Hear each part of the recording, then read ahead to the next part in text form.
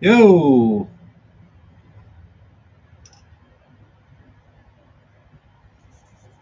what's up, dudes?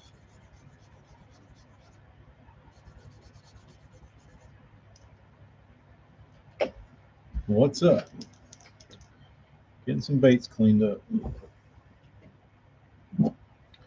Lenny, Mason, Jimmy, Hella, what's up, dude? Kyle, uh, Minnetonka is sucking, huh? Show us how you sharpen a chatterbait hook. That's not so terrible. So, uh, Darius, what's up, man? Lenny, the first time I saw this done, because for my, anytime I'd ever, like, I, I've never sharpened a hook up until this point of the story I'm about to tell you. Still don't a ton, but I will.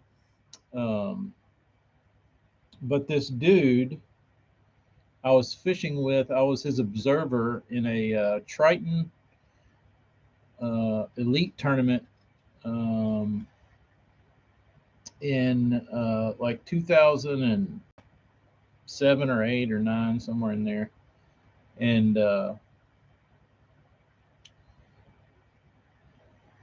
my buddy qualified, and I went up there because you have to bring an observer. So I went up there with him, and I drew out with this guy from South Carolina, and he qualified by winning a tournament on Santee Cooper, I believe.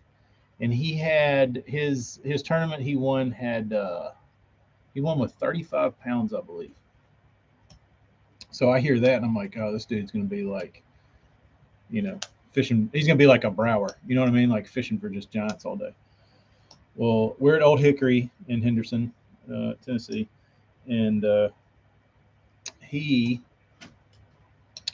takes me to this discharge pipe that's just got water coming out of it, and he pulls out a deep baby in Norman, and it had round band Gamakatsus on it, the bronze ones.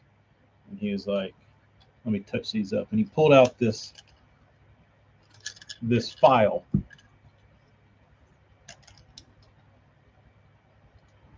and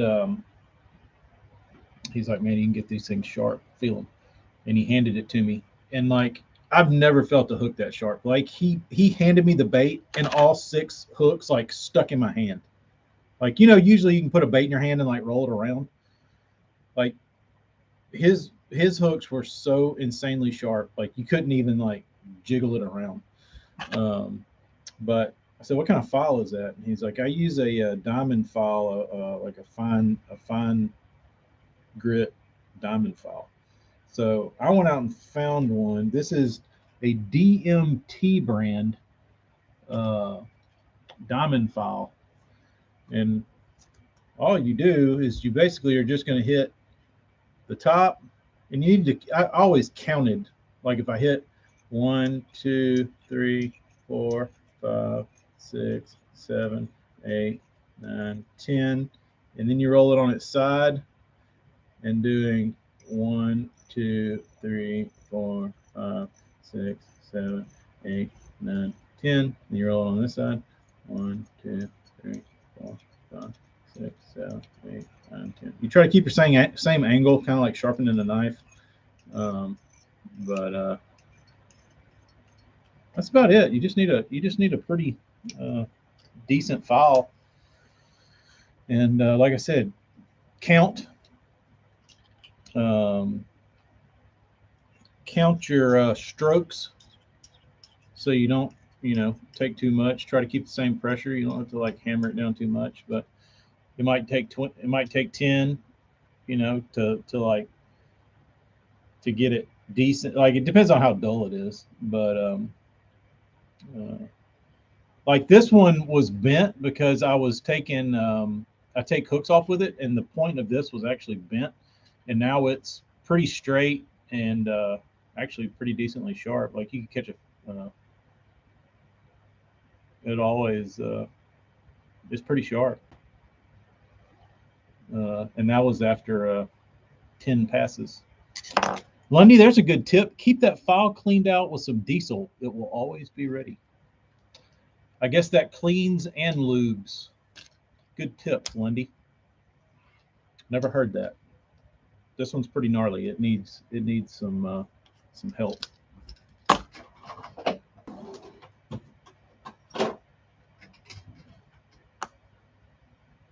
Here's the other one.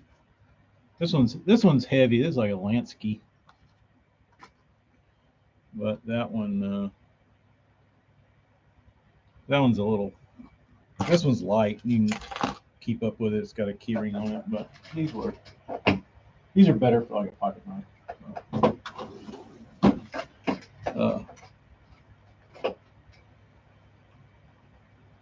Hella, just go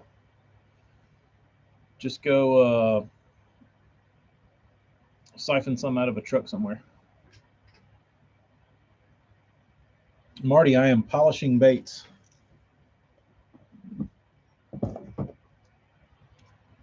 Polishing baits.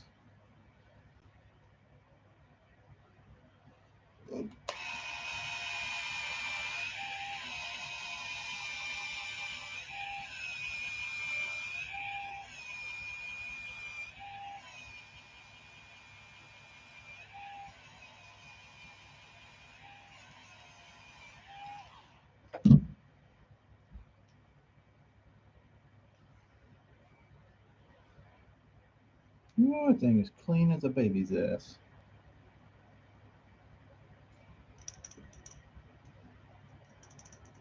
That's the Midnight SH4.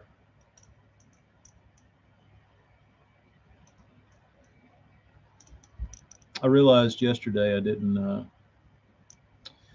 Yeah, Marty, it's so hot. Like forever, I've always gotten away with medium reducer. And I never needed a slow reducer.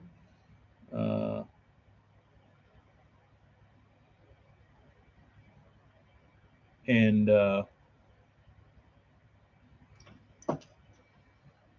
it's been so hot and humid this year that this is the only time I've ever needed it.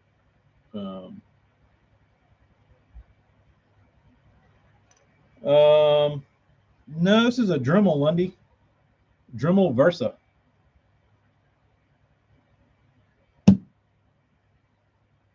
I bought it to sand baits with, but it didn't work. I couldn't find a pad that was fine enough to do anything. So I use it for polishing this kind of stuff. And I was telling Josh on here yesterday about it, and it works really good because it doesn't. You can't burn anything with it because it doesn't. It spins enough to polish, but it doesn't spin fast enough that you'll burn anything. It's actually really good. So, Kyle, I don't think there's many left. There might be one or two. I'm not sure. I hadn't looked. I haven't looked. I never. The funny thing with all the baits I put up last night is I never. I usually typically send out an email or make an Instagram post or something, but I didn't last night because I was. Amy was gone and I was Mr. Mom. All right, have fun, Hella. Good luck. I was feeding the kids, putting them down, giving them a bath, all that kind of stuff. And I had about five or 10 minutes to like put everything on the website, and I put it up, and I didn't have time to like post anything about it or like send out an email or anything, and so I just let it roll, and A few minutes later, I got a notification on my phone that said somebody bought something. I was like, oh well, here we go. So rather than post anything, I said I'll just let them go naturally, and that's what we did.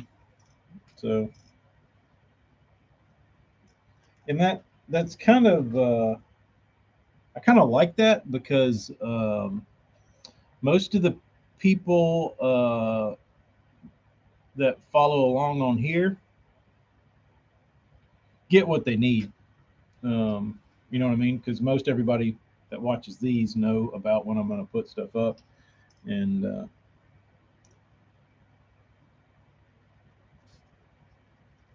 that way all the regulars get what they need. So. Um,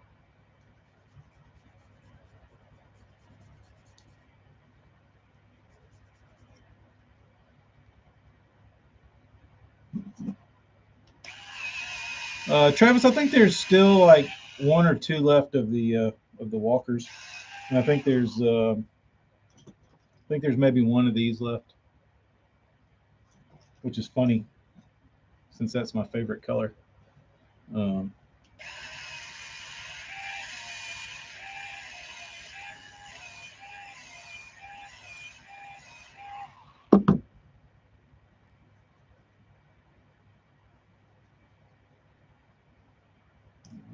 Looking good. Looking good. Go through these, make sure they're all right. Hit them a little bit.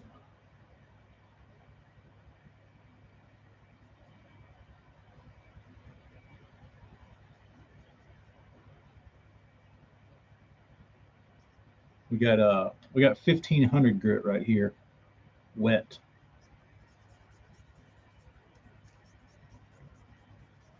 That'll clean up just about anything I need on these things. If I got a little pimple or something on there, I need to get off. But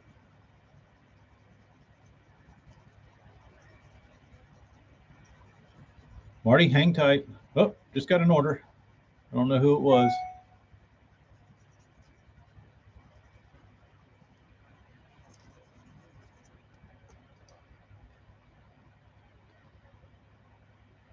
Dude, wet sanding is a damn like sanding off a paint run or a clear run is an art form.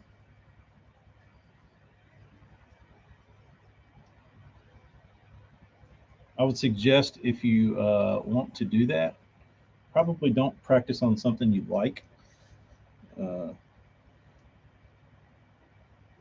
Practice on something you don't mind ruining,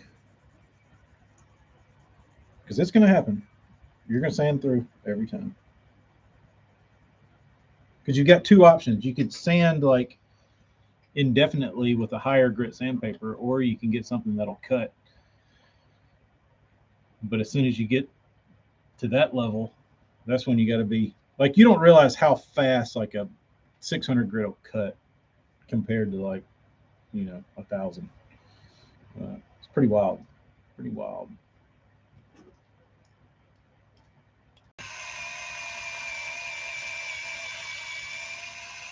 I think that's the biggest learning curve. Marty, I didn't know you had a brother.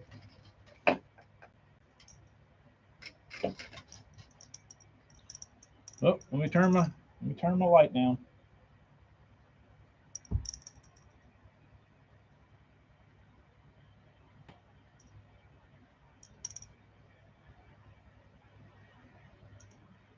There's everybody's little orange throat they wanted.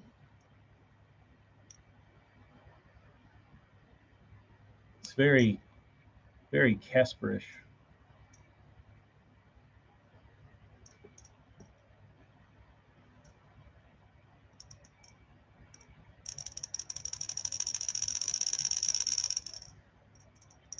So,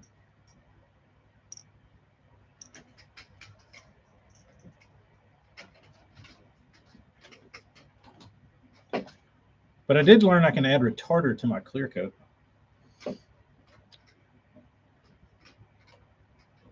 Marty, yours is right here. I put a piece of tape on yours so I would remember which one had M on it. So I'll do it. I'll do this one last and keep it. But it's got some ghostly scales on it.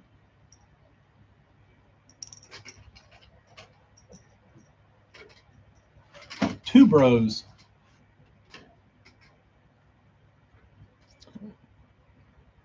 Kyle, it's okay if you want to be greedy, bro.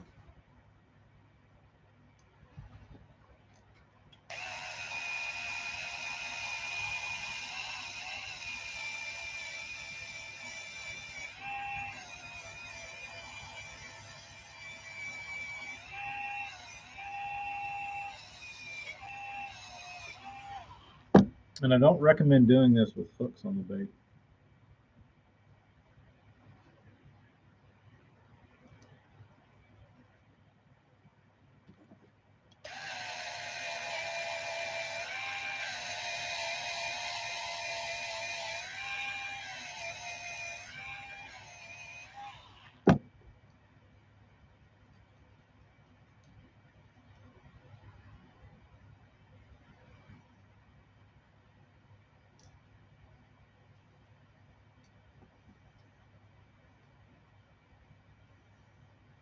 Does anybody look at baits when you get them? And look for like fingerprints? Like, would that bother you? Like if you order a new bait, say you ordered these, and you get them in, and they've got like fingerprints on them from like putting the hooks on. Would you look at that and be like, this dirty ass bait?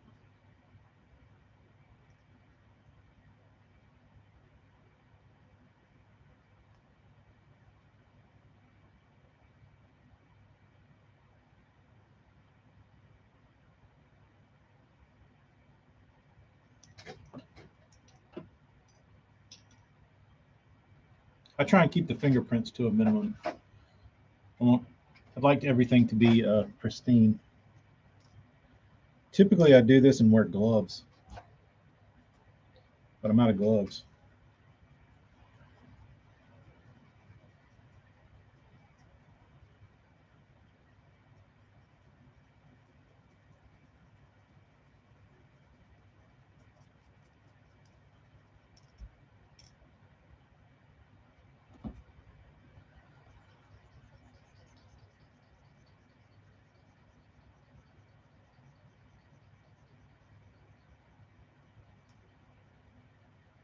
How closely do y'all inspect baits? Asking for a friend. What can I get? I mean, what can someone get away with? Fried chicken fingers on the side of a bait? Is that a no-no?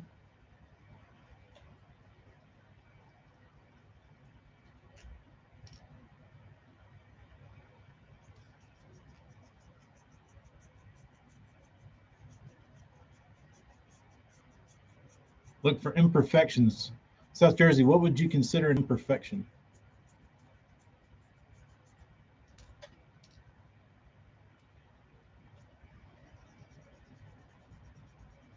Like a speckle imperfection or like a real imperfection? Like the hook hanger not being in the bait or something like that.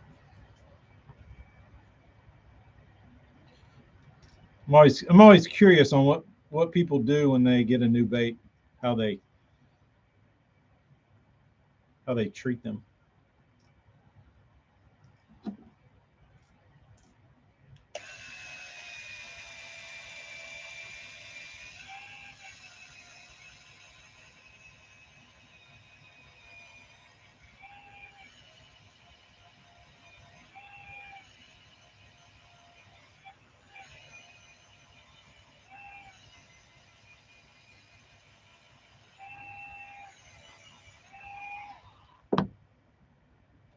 Crooked lips, pits and clear, Hook hanger is off center.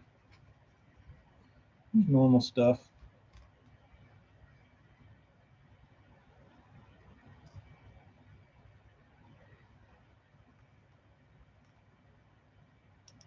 Kyle, pretty much.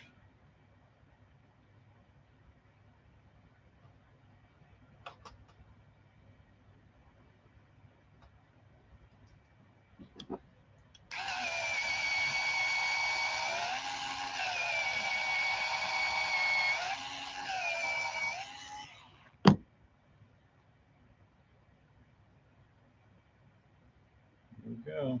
Nice and beautiful.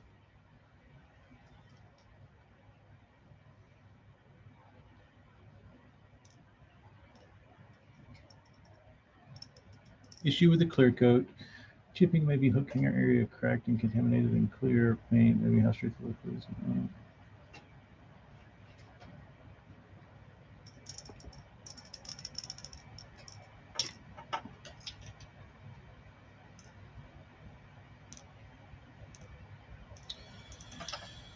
That's good. That's good. That one looks pretty good.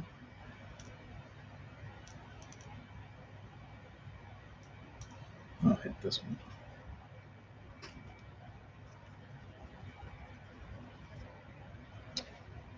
Travis, it's pretty hard to dick one of these up. Like, let's see if I can find it. Where would it be?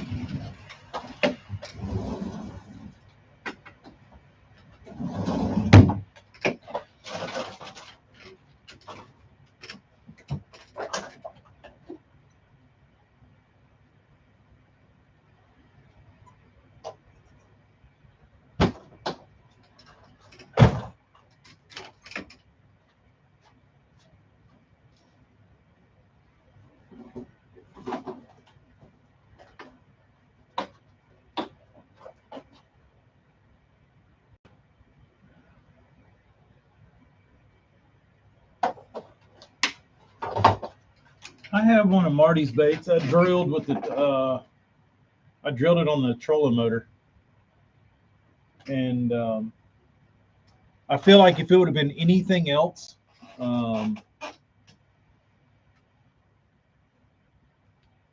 drilled it on I drilled it on the side of the boat or the trolling motor or somewhere, and I feel like if it would have been a WEC or anything else, it would have been just destroyed. But it like made one little like bad spot on it. Wasn't bad. Wasn't bad. I was pretty pleased because that's usually a death sentence.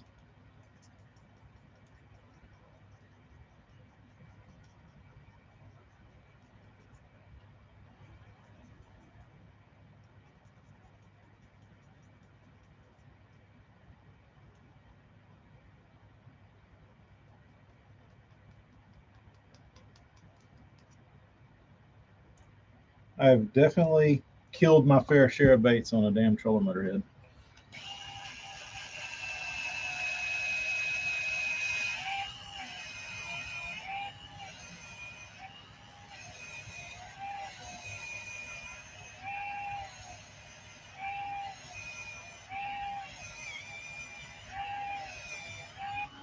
Oh, that was a big trend back in the day, Kyle, when KBS first came out, when everybody was dipping their shit in KBS.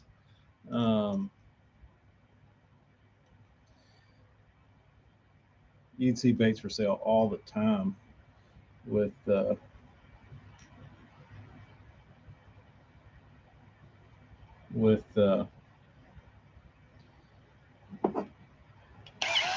blemishes like that on it.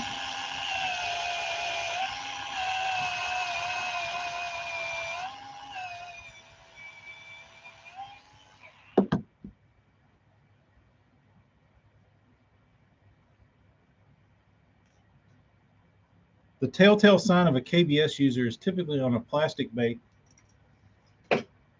You'll see little micro bubbles around the eyeballs. Because wherever that stuff sits, it tends to, or where it puddles, it tends to make bubbles. And that's typically what you would see on those.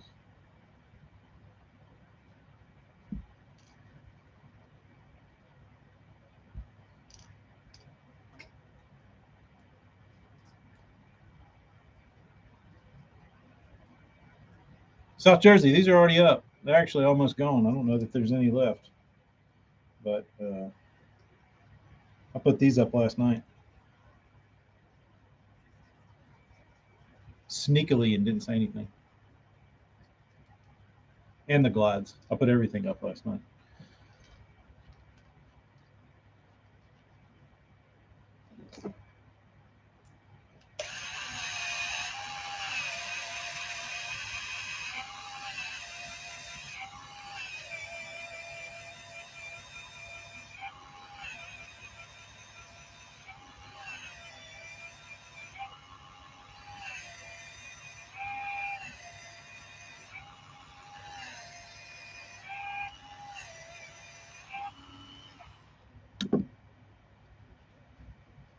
No, these are up.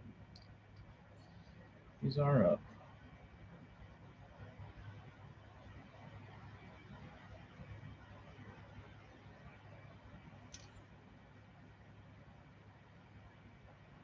All right, let's see. I need a little more goop.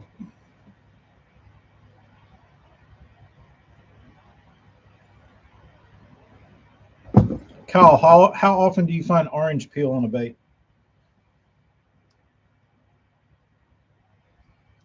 If you're looking for it.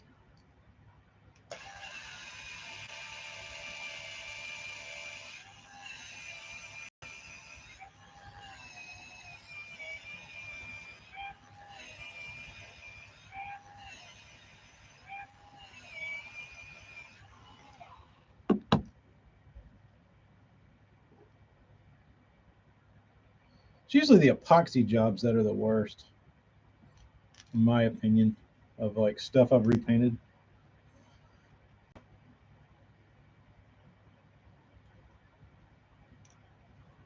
These things do look really good when they're cleaned up.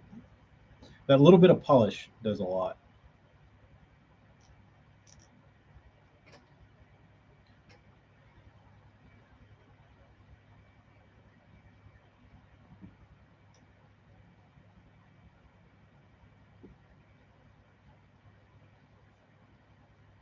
Kyle, you sensed it.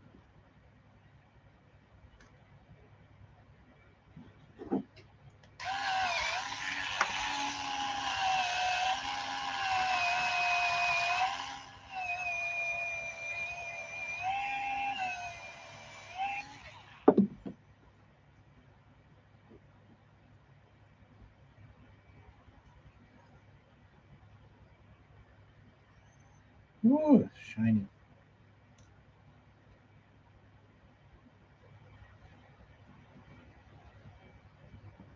Shiny, shiny, shiny. I don't know if y'all could even see it.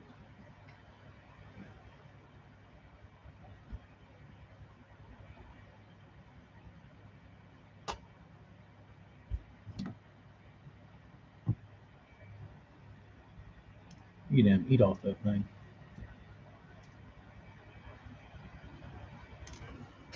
Bottom's got fingerprints.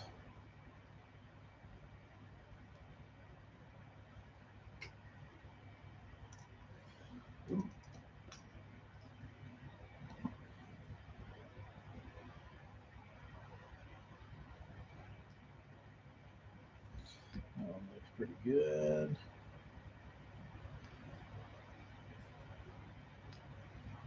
Let's see what else.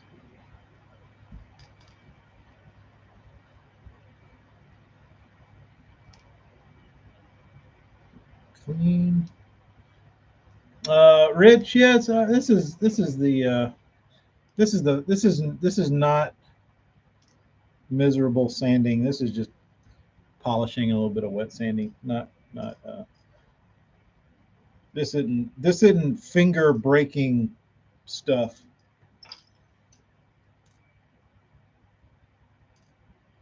This is just, this is more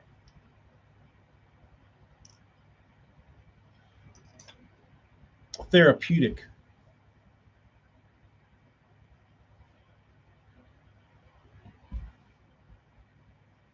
This is more therapeutic. Let me check these out. See, these, the glides I'll have to do after I'm done tuning them, because once I tune them, they usually get like weeds and water spots on them from testing them, and then I'll have to go back and make them look pretty. But that one's good. All right, all the black ones are done. All the black ones are done. So up next, bone. Let's see what these look like. You know what they sound like? Remember when you were a kid and you'd go to like the zoo and they had those rain sticks that you would like turn over and the little balls would drop through and it would supposedly sound like it was raining?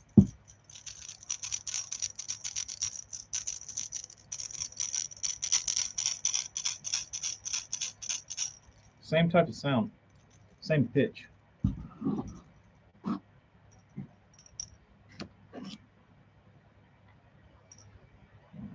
pretty good.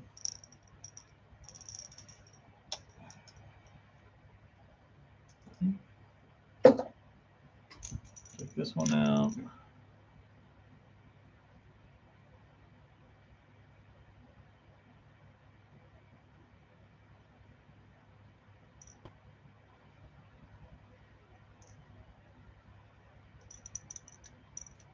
Kyle, have you found that?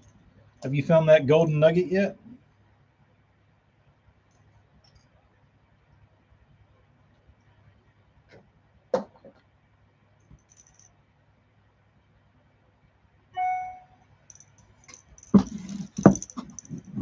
Let's do these as I go.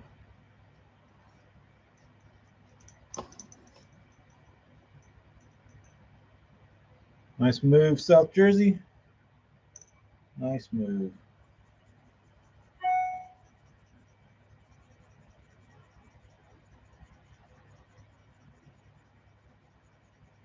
Kyle, yeah, this is a different. This is actually a. This I believe, as he said, the loudest, biggest rattle he could put in them. That's what I asked for. He's like, "You want a rattle in it?" I said, "Yeah, as long as it's huge, like the biggest one you can do." He's like, "Okay."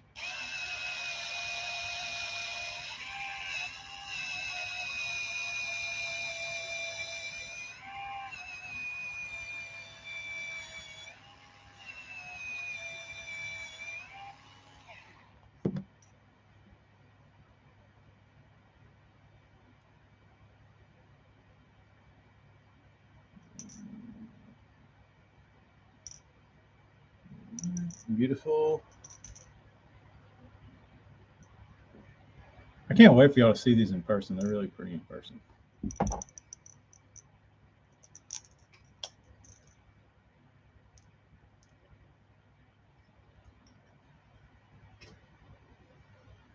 Very shiny.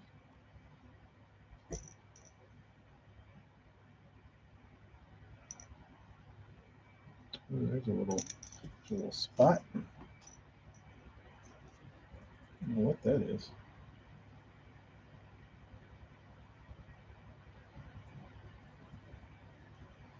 I haven't had it happen in a while, but back when I painted under my parents' house in the under their deck when I was just learning, I would always clear coat under there and leave my baits overnight. And then I would like spend however long painting a bait, and I'd go out there and be like, "Oh, I can't wait to see this beautiful bait." and you'd walk down there. And at the time, you know, like if I painted like 4 a night, like that would be pretty good for me, like 4 baits, because I was trying to get better. So I'd go like it would take longer to do them. So 4 would be like a good little practice session. And you go down there the next morning uh,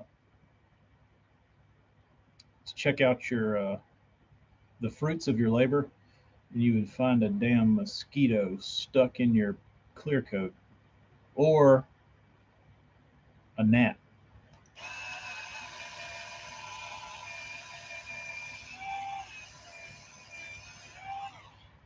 And it happens about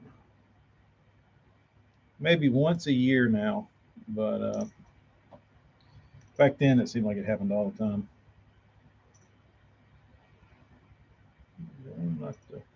Knock the edge off of that one.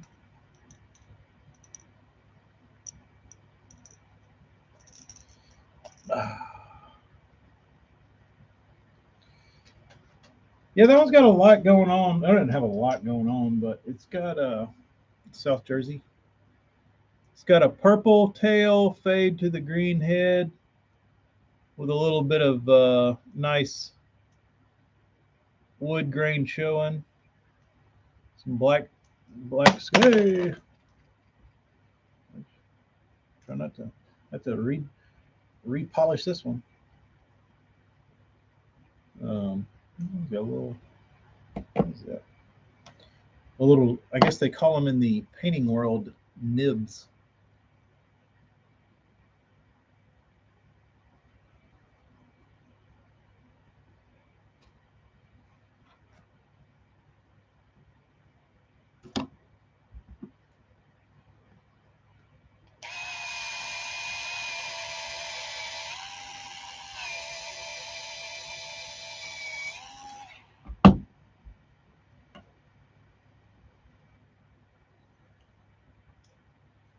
Oh, the other thing, if anybody's curious, uh,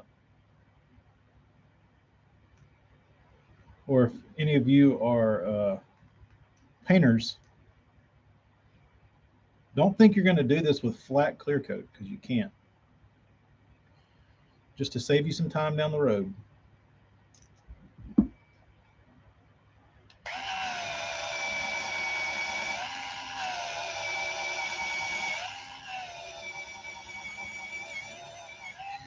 If you get a run in flat clear, it's there for life.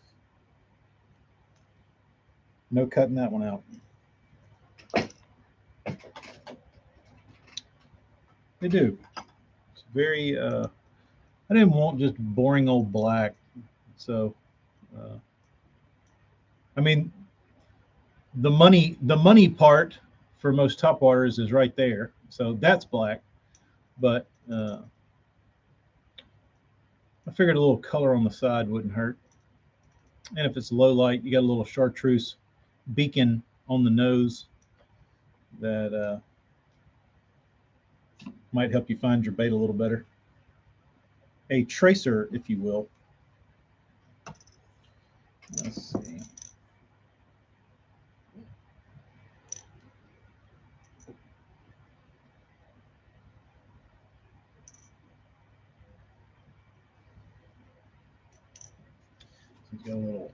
Got a little niblet on the back.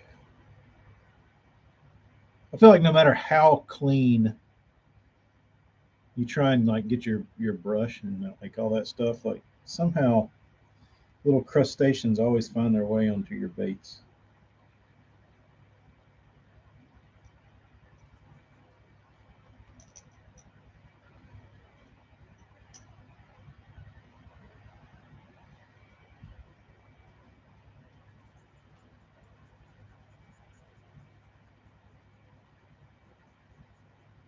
Kyle, it's actually weaker because you're cutting down the solids of the clear by adding a flattening agent to it. So you're getting actually less of the clear base than you are with a gloss. Um, it's a little less durable, but not a ton. But To me, it sprays way better. Like, I don't know what it is about that clear, like the flattening agent, but you can hose a bait with flat clear and it will not, it doesn't want to run. Not to say it won't, but it's, to me, it's a little more forgiving.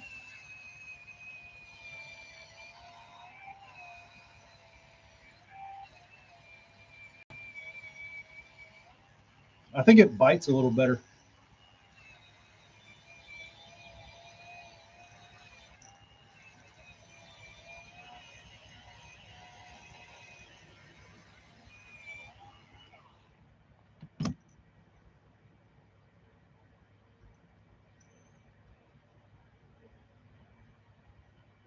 But if you get one of my baits and it's got a little goo somewhere, it's probably wax or this stuff, rubbing compound.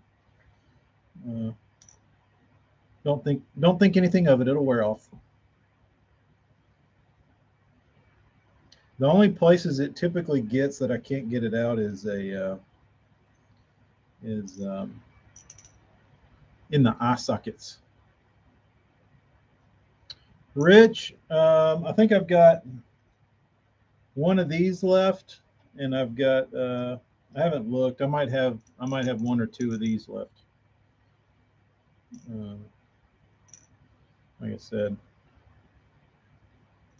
I did I did see a couple orders come through, but I don't know what they were. I haven't looked. I'm on my computer and my phone, so.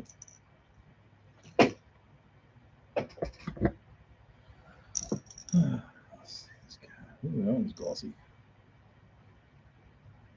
That's nice. No work done there.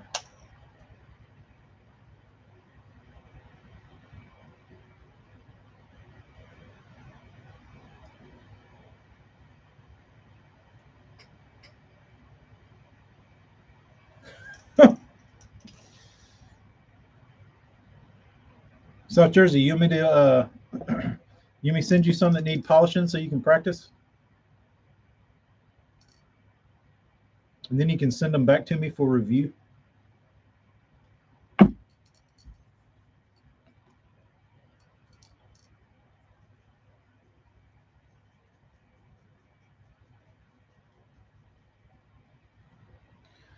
Did I tell y'all how I got like I've dabbled in like cutting, polishing, buffing, all that kind of shit. I have I've always kind of just like, maybe watch some YouTube videos on it and that kind of stuff. Uh, but and I'd done it a little, but I wasn't like a super pro at it. And I painted this batch of UFOs for an event. It was like Toxic Day or something. And the dude was like, if I send you these, I need them in like 3 days. Okay, how many is it? And he was like, it's like 12. Like, okay, or 24. It might have been 24. So he sends them to me, and I've pretty much got a day to paint them, then ship them the next day, and then they get there like the next day. So it was very, very tight.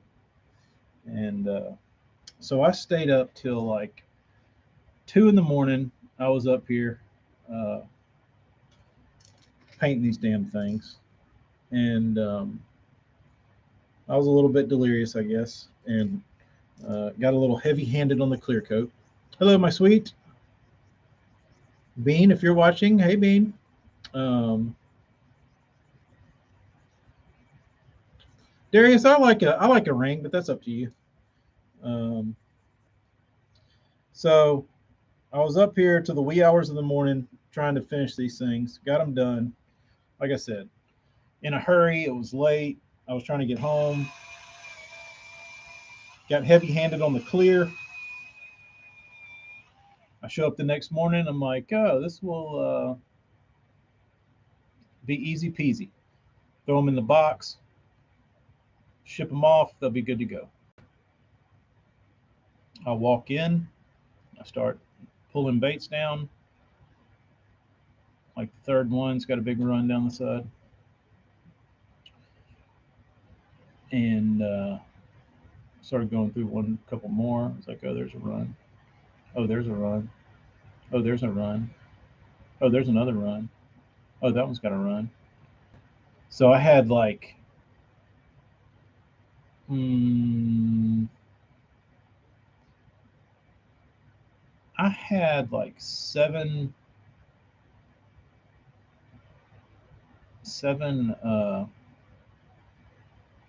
baits that had pretty gnarly runs on them. And this is at like 8 o'clock in the morning where I'm finding them. And these need to be in the mail by noon.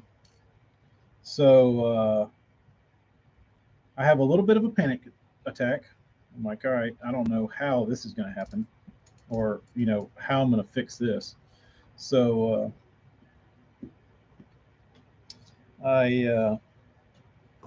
there's a body shop up the street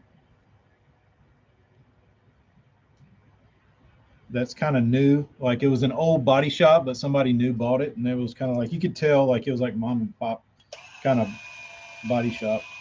And I loaded my baits up and put them in a box, and I took them up there, and I said, "Hey, dude," or there was a lady at the front desk, and she was like, "Hey, can I help you?" And she's like, "What do you have?" I was like, "I paint these." She's like, "Okay." I said, "I was clear coating them last night in the middle of the night, and I got a little heavy handed on the clear. I got some bad runs." I said, "These have to ship out by noon today." She's like, "Okay." And I was like, "Who's the painter around here?" She's like, "My husband." I was like, "Can I talk to him?" She's like, "Yeah, 1 second." So he walks up, and he's like, he's a younger guy, and he's like, "Yeah, what's up, dude?" I was like, "Here's my issue." Explained it to him. It's like, what can I do? Like, what would you do? You do this for like you fix shit like this for a living. Like, I typically don't have to like fix stuff like this, especially in a time crunch.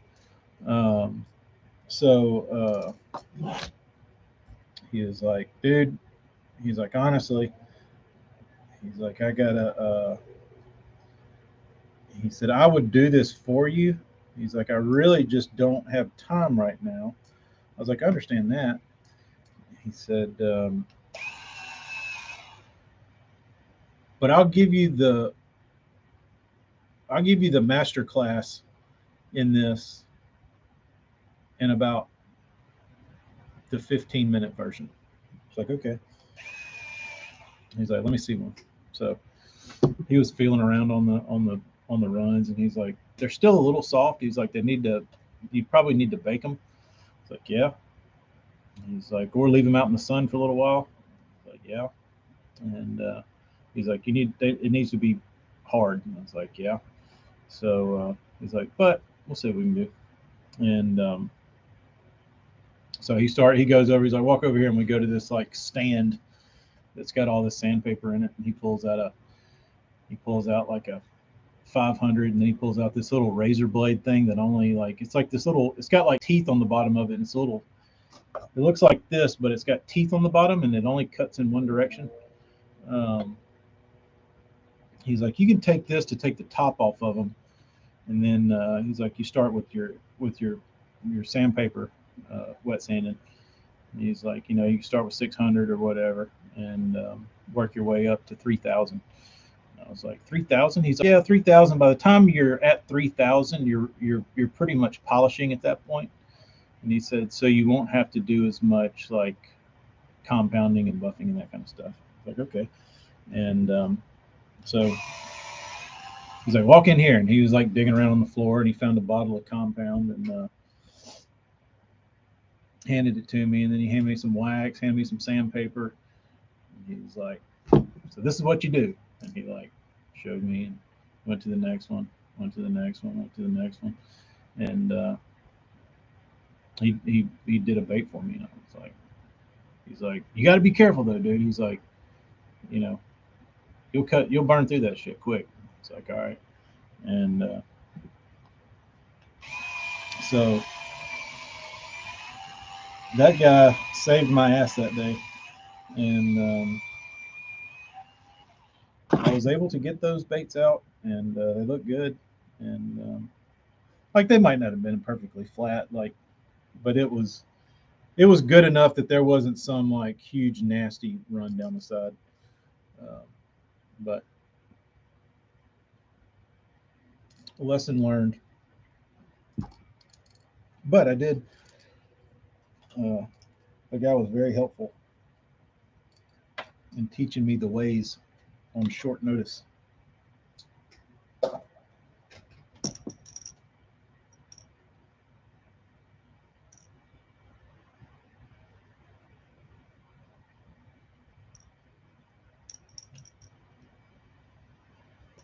No, not these. These I could. Uh, these I got time to fix if I had to. If they all had gnarly runs, I could make them perfect. But those I had to do in 2 hours, uh, which was pretty terrifying because the dude. South Jersey, I haven't. I wanted a video that was like a complete rundown, that was like concise and just like showed all the good stuff.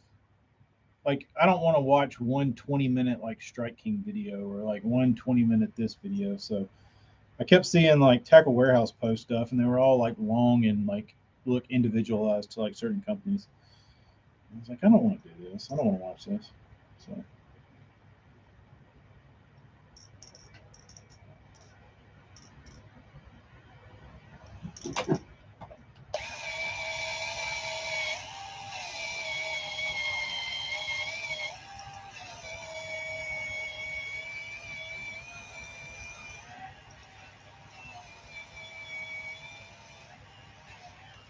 I haven't seen anything yet. What would Morgan say?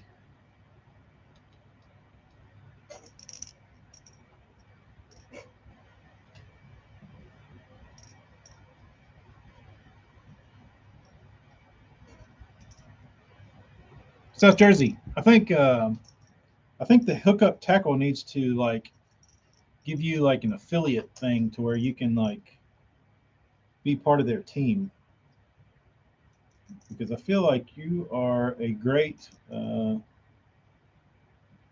ambassador for their company. You always have nice things to say. You're very familiar with all their products. Seem to be educating lots of people when you can about new, interesting JDM stuff that typically they have.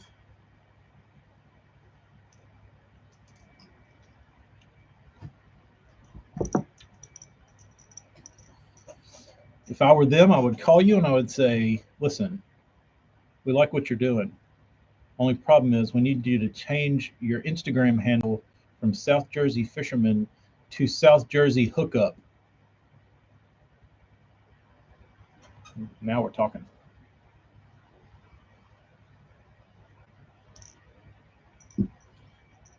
What's that?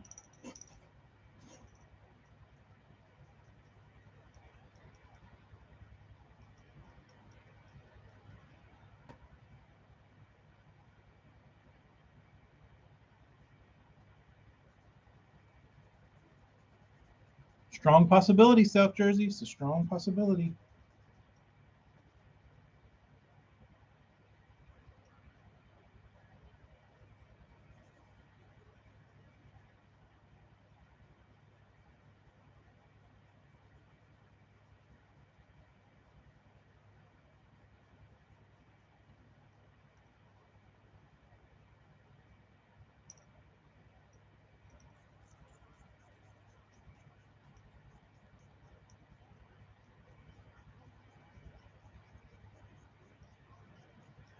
the thing I don't understand about why people build stuff, especially all these companies, is like when they come out with new baits. I was thinking about this a couple days ago, especially listening to like Castledine thing or talk about like his deep water thing where he did like the 10 episodes talking about his tournament day. He just broke down his tournament day, and I think all of that whole thing can be uh,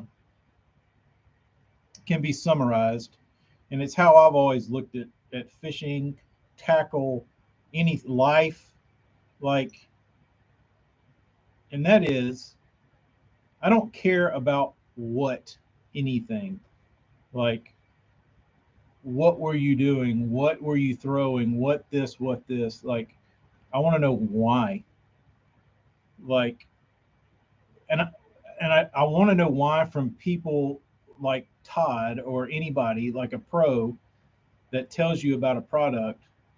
I don't. I want to know why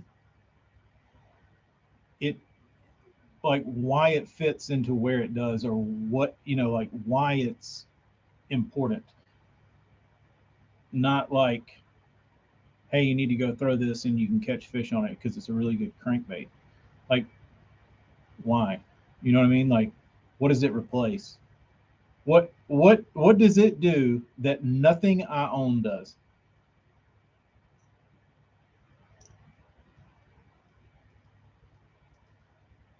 Eric and I were talking about this because he was like, man, those XR whatever Excaliburs are awesome. I was like, the ones that are like the little discontinued square bill? He's like, yeah, those things are great, man. I was like, what does it do in RC 1.5 doesn't? He was like, nothing. And I was like, is it better? He's like, no. What, I mean, why is it so good? Um, but like the Hybrid Hunter is a prime example. Like that bait does a lot of different stuff. And besides telling me like what you do with it, it's more interesting to me why you choose that for that. Um,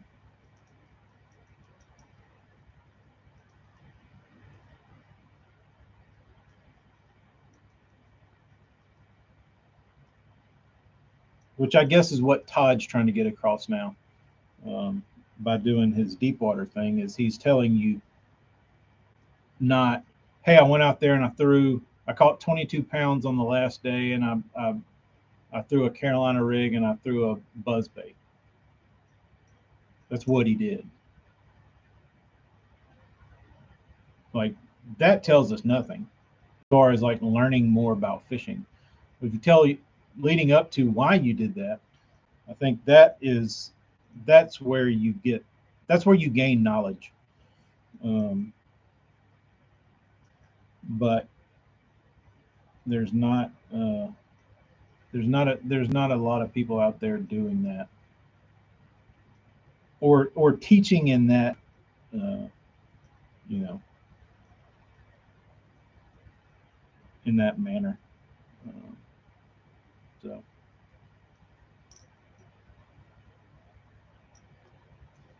but I like it. I feel like that's where you learn.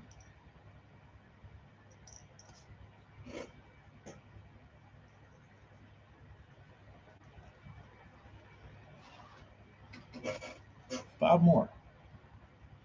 The East Coast hookup.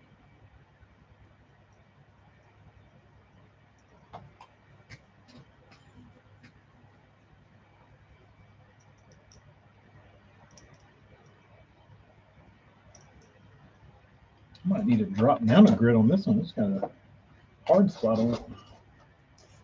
1200. See if that'll help.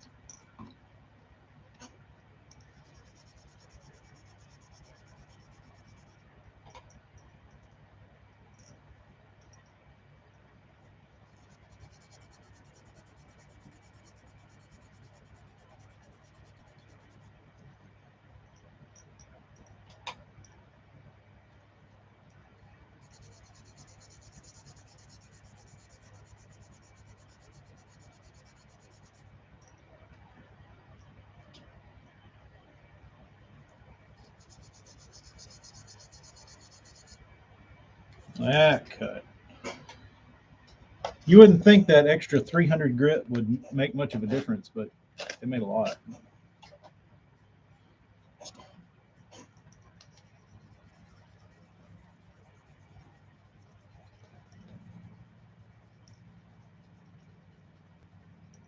So I was saying, you don't realize how much.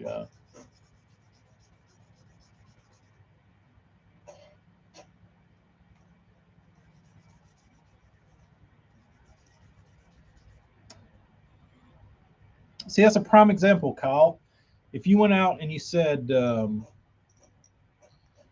"I caught him today," like really? Like yeah.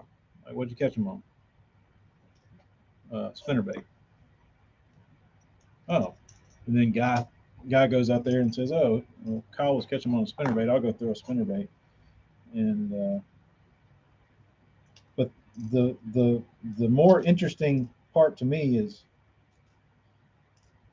why did you choose that? And your answer might be because I had it tied on from last week. I didn't feel like throwing anything else. I bought a new spinnerbait I wanted to try. Um, or you could say, because that is a bait I have a lot of confidence in and that I can manipulate however I need fit for the conditions. All of which are more valuable to me than just saying uh, you caught him on a spinnerbait. And that's where it ends.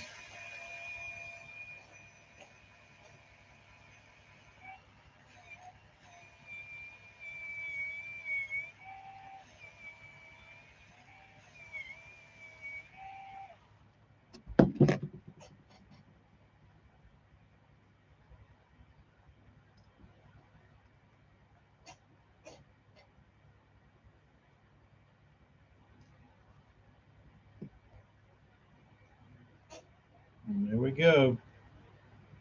Smooth as a baby's ass. I think. You know.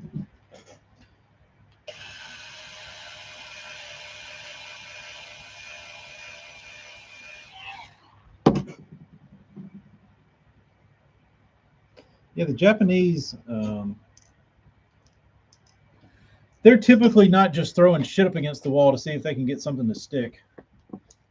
And I think that's the most interesting. Whether, I mean, they've come up with some harebrained stuff that it's hard for anybody to get behind, but you can typically guarantee that there was a legit reasoning behind whatever it was they were doing.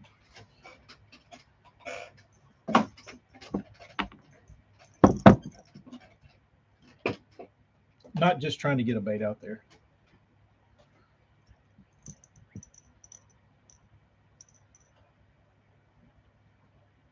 Oh, no, this wasn't on the spooks. I'm just polishing them just to get any little nibs or anything out of them that I might run into. Um, and it's been so hot here. Um, you might get a micron of texture that you normally wouldn't get. So I go over them and make sure they're all squeaky clean. Um, the ones I was talking about were UFOs I did. No, South Jersey. I did hear about that. I got to go back and watch that.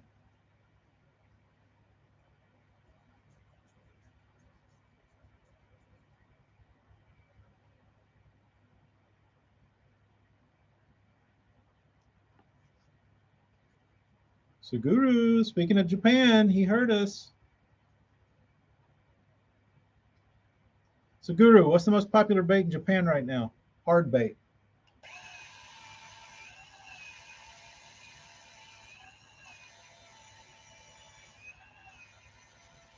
DRT? Yes, this is a Dremel Versa. It is a little handheld lithium powered wireless little buffer.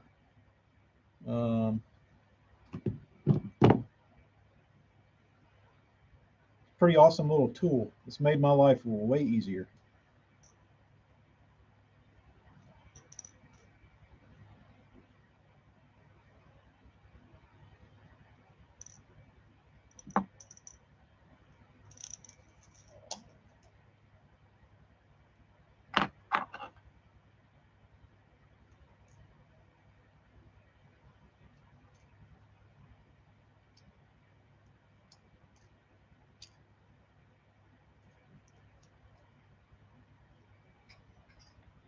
But Kyle, like if you ask me, you know, if I tell you I caught them on a crankbait, they probably weren't eating a crankbait great. So if we're fishing a tournament and you say, "Damn, nice bag, dude. What'd you catch them on?" Call them cranking. Oh, sweet. Most people hear that and think, "Oh, I just go throw a crankbait." Not necessarily the case because I typically throw a crankbait more than anything. So if there's not a crankbait bite going on, kind of like a Brower mentality, to where like if there's not a jig bite, he makes one or he finds one. That's kind of how I am with like cranking and buzz baiting. Like if there's not one, I'll typically just eventually find one. Um, so you could tell, you know, I could tell you, oh yeah, I caught him cranking, and you'd be like, oh cool. You might go out there and throw a crankbait for damn 6 days and never get a bite on it. But there was like one spot on the in the whole river section that like there was a decent crankbait bite going on. But your average guy wouldn't typically seek that out. Um,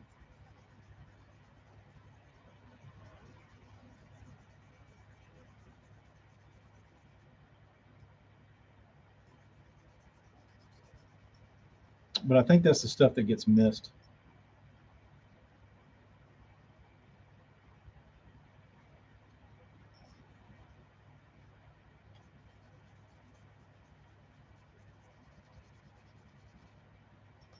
And a lot of times, Kyle, especially back in the old days, I feel like if a pro was throwing something, they might not come completely clean because some local told them about it.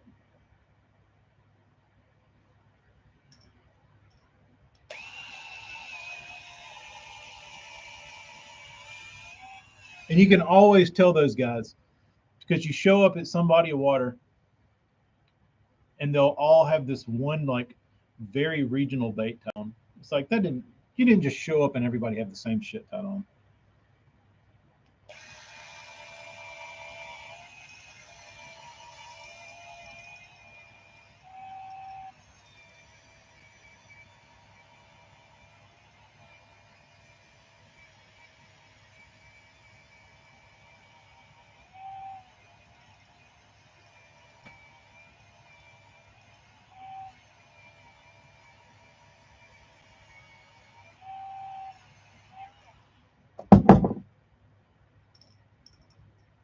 The pencil bait.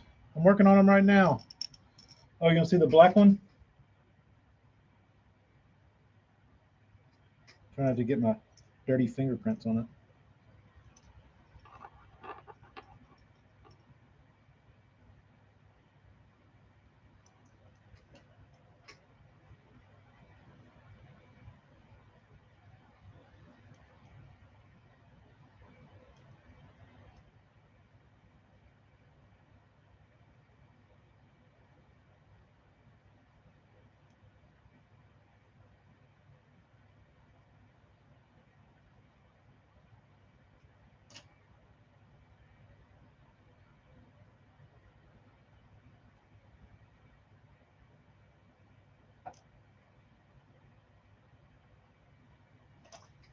And then we got a white one. Can't really see it. Too white.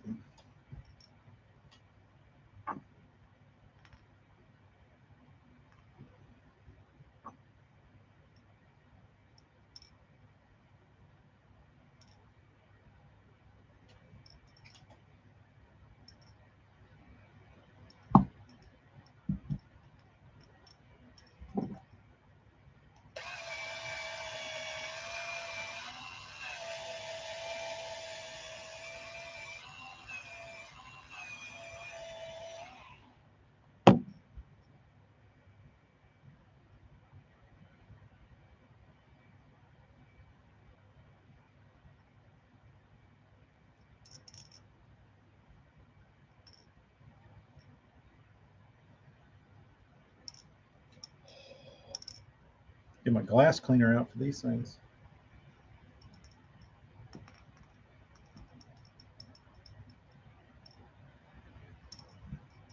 I'll send this one to you, Kyle.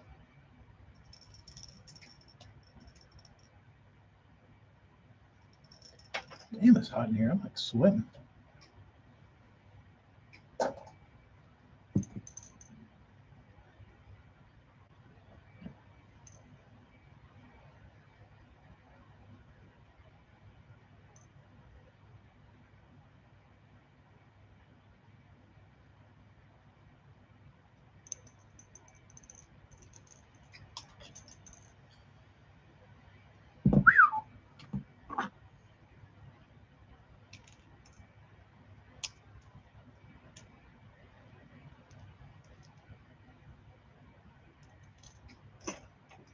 All right, I guess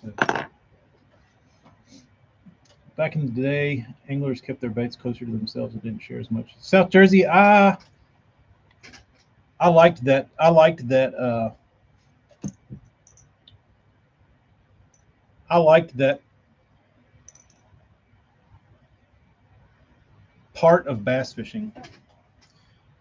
Like I see a lot of guys that um, I guess entitled would be the name. They feel entitled that because you are a professional angler, um, you have some obligatory thing that you have to tell everything to everybody and be 100% transparent. And I don't really agree with that. I think if you make your living bass fishing and you've worked your whole life up into a certain point, honing your skills, learning patterns, learning this, learning that.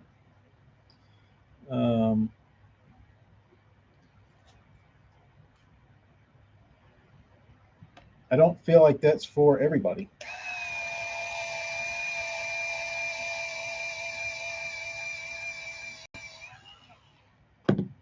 Give you an example. So,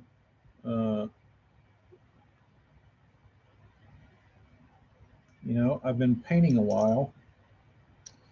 Uh,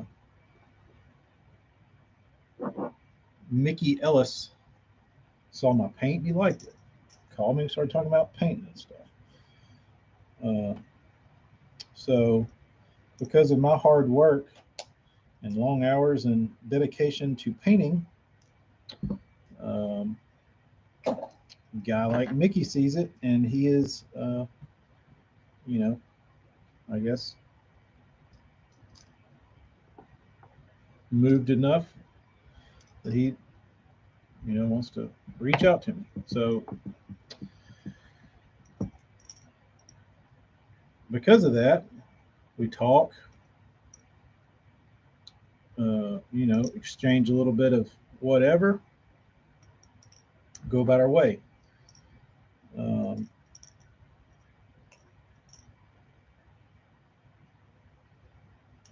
so, what Mickey say he drops me some tip? Hey, dude, maybe you should try this. Okay.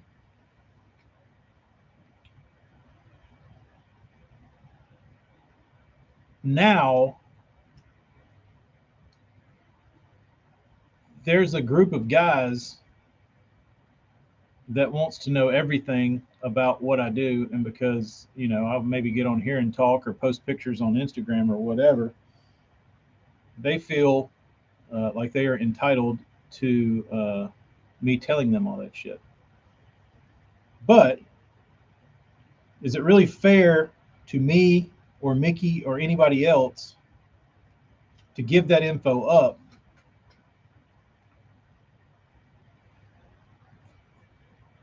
for nothing? You know what I mean? Like, you didn't earn it, I did. So I feel like that's the kind of shit that gets passed down, like in fishing. Like, you see another good angler, and you're like, "Hey, dude, you catching them?" He's like, "Yeah, I'm catching them on these trees." It's like, "Oh, well, back when I was fishing local stuff, I got on a pattern like that, and I threw this and did like I'd catch bigger fish on like a creek channel bend or something. Like maybe try that. Like that guy got that info because he earned it. You know what I mean? Because he had a mutual respect between the two anglers that I recognize that you're good, I'm good. I'm going to share this info with you. Say the guy takes that info and wins. I don't really think it's the general public's business to know what he did because of the the information he got. They didn't earn it. They're just sitting there on their couch, or we didn't earn it. Like that guy got that info because that guy trusted him and like I said had a mutual respect for that dude's abilities and said, you know what, I'm gonna throw you this bone, um, or a bait or whatever it is. I feel like the industry was more fun when everything was a secret. Um,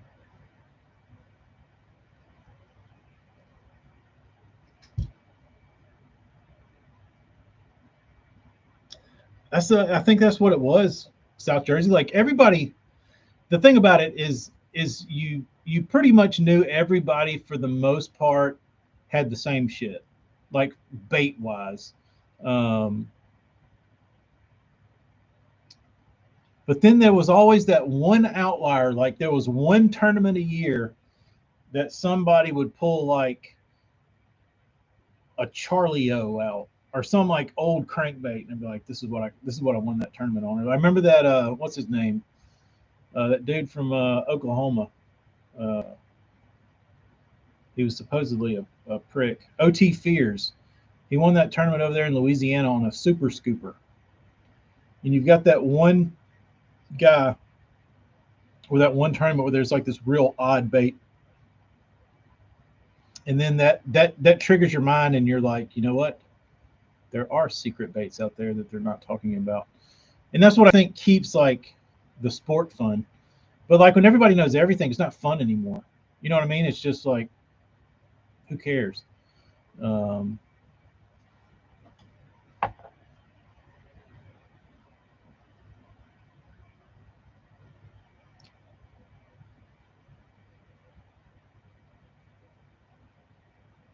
exactly, South Jersey. It's the same thing, dude. Like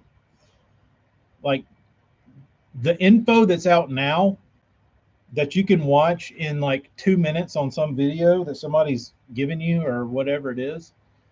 Like there was probably a group of guys that whatever it might have been, like held that whatever it was like amongst like five guys, and it didn't get talked about for years. But now all that stuff's been like regurgitated and like let out of the bag, and like what was super secret stuff now is just like commonplace in like a 2 minute video. Um, but I think not knowing everything is what keeps the industry hungry, because then you're always searching for new baits that do new stuff, and different ways of catching them and different this and that, and different patterns, different techniques. Like when you have all of the info and everybody's supposedly giving you the goods, you don't. I mean, what's really left? You know what I mean? I think the cat and mouse part of it was really fun. All right, all done. Well, I guess I got to put hooks on now. Let me get my cardboard. I mean, my foamy.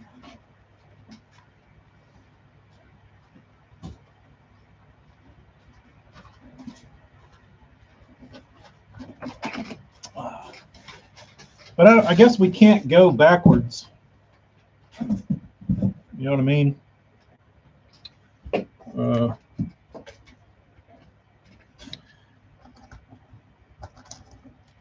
But the thing, like, there's a lot of pros out there that aren't telling you everything, and I'm okay with that. But on the same side of that coin, there's an up and coming YouTuber that might have, you know, pretty good connections in the fishing world. Be good with be friends with good anglers. Um, that doesn't care because he didn't come up like digging for this stuff, and like it wasn't his to begin with, and he doesn't care to give up somebody's like 10-year bass fishing secret technique or pattern or whatever, or bait, which it may not seem like a lot to anybody, but that guy doesn't mind putting it out on YouTube because he wants clicks. You know what I mean? Uh, so he'll sell that guy's shit, his you know he'll sell that guy out, and I think that's how all this stuff gets passed around. Is that one guy tells one guy one thing, and then it gets passed on to another, and it gets passed on to that one guy that's like, oh, so and so told me this. I don't give a shit. I'll see if I can get 30 YouTube views on this.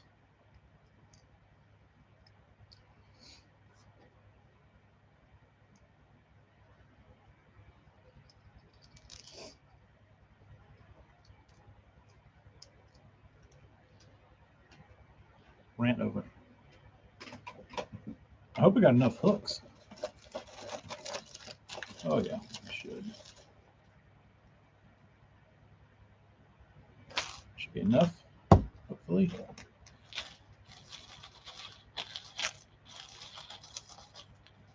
Hopefully. I gotta order hooks. Getting low. Kyle, these are my dress. These are my dress cutoffs. Oh, last night I got home and the bean wanted me to pick her up, and I said, "Let me go change clothes. I've been clear coating. I don't need to be. I don't need to be handling you." And I said, "You want to go with me to put some so I can change clothes?" And she's like, "Yeah, yeah, yeah." I said, "All right, come help me pick out some clothes." She's like, "Okay." So I found some shorts. I was like, "What about these?" And she's like, "No." And she dug around on the floor and found an old pair of dirty cutoffs. I was like, "These, Dada." I was like, "Can we wear those?" I was like, "They're stinky and old, need to be washed." She's like, "No, these, Dada." I was like, "Okay." So I had to put on. The bean had to have me in another pair of cutoffs. She's a creature of habit. She doesn't like if I shaved my beard real short one day. She was like, "Ooh, no." If I wear a different hat, she doesn't like that. Uh,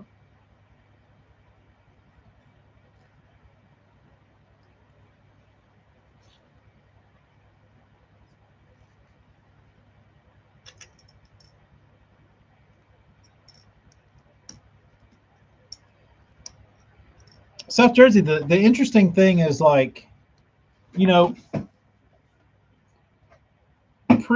I wouldn't even say pre-internet, but pre the last like 7, 8 years. If something's big in Japan, like it usually marinates over there for like a few years, like a technique or a bait or something. Um, I feel like that's getting shorter and shorter and shorter, where that cat's getting let out of the bag like almost immediately. Like the cover scat, if it were like 10 years ago, it would take that bait and that technique probably 4, 5, 6 years to get here. Now it's here in like 6 months.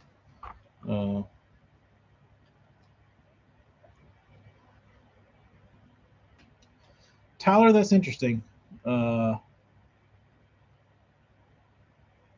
I think I don't understand that, dude. I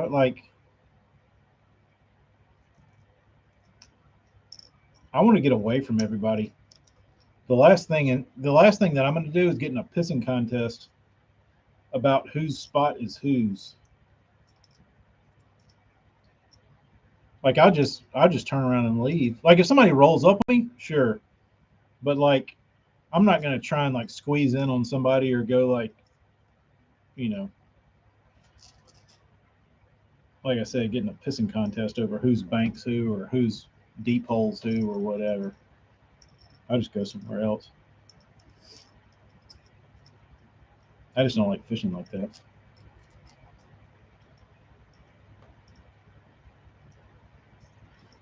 I speaking of that, um, first tournament I ever won. Yeah, there is no etiquette. Um, Darius, I hope you like them. They'll keep your baits nice and tidy. Good pair of pliers. Um, so first big tournament I won was out of Selma, Alabama, on the Alabama River, and I ran down to the lower section of the river. The river, what's considered Miller's Ferry, from dam to dam is like 100 miles. Like it's a lot.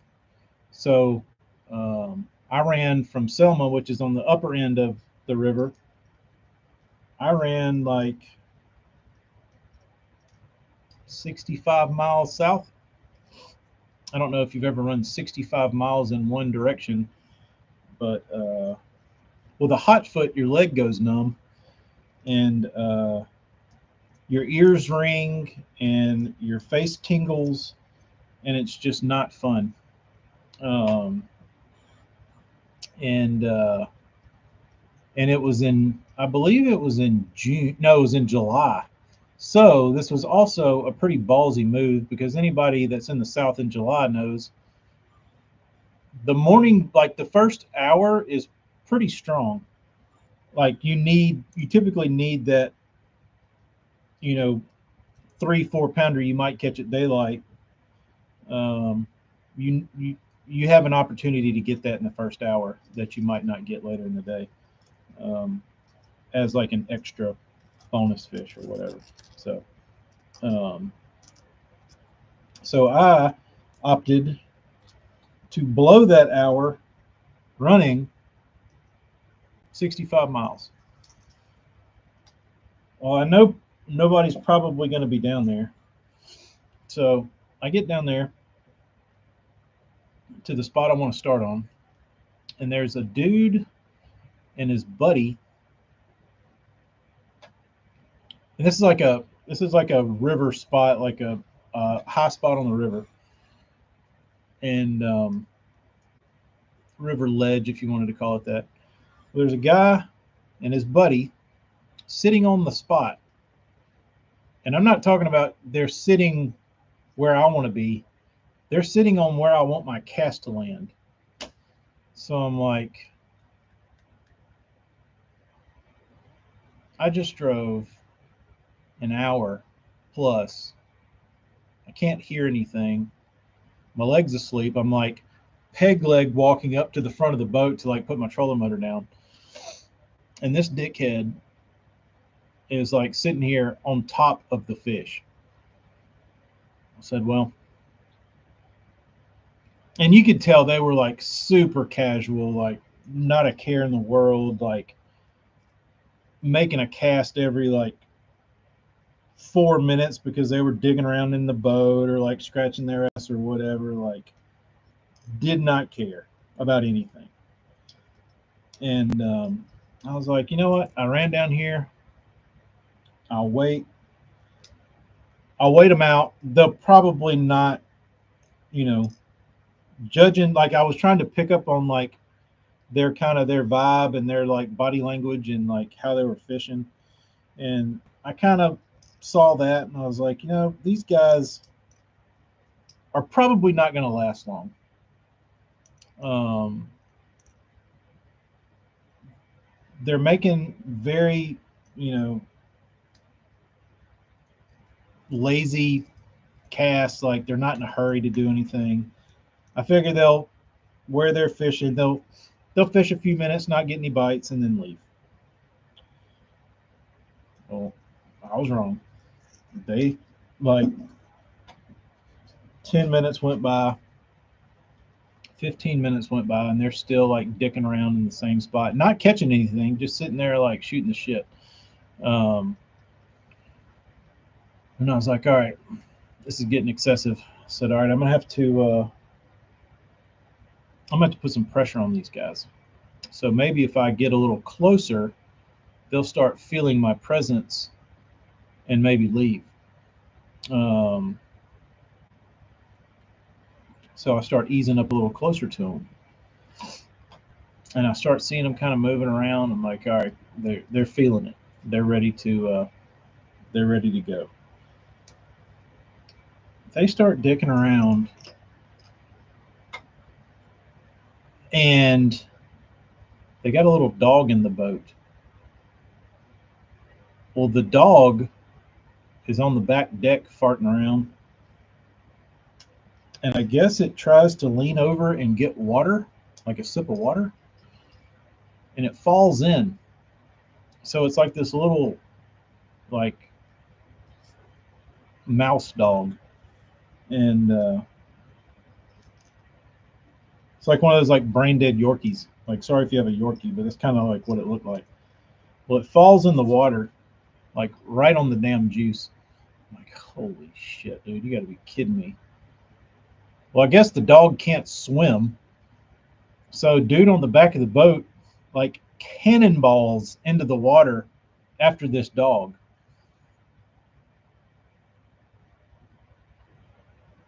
Our boat drive, been waiting 30 minutes to fish.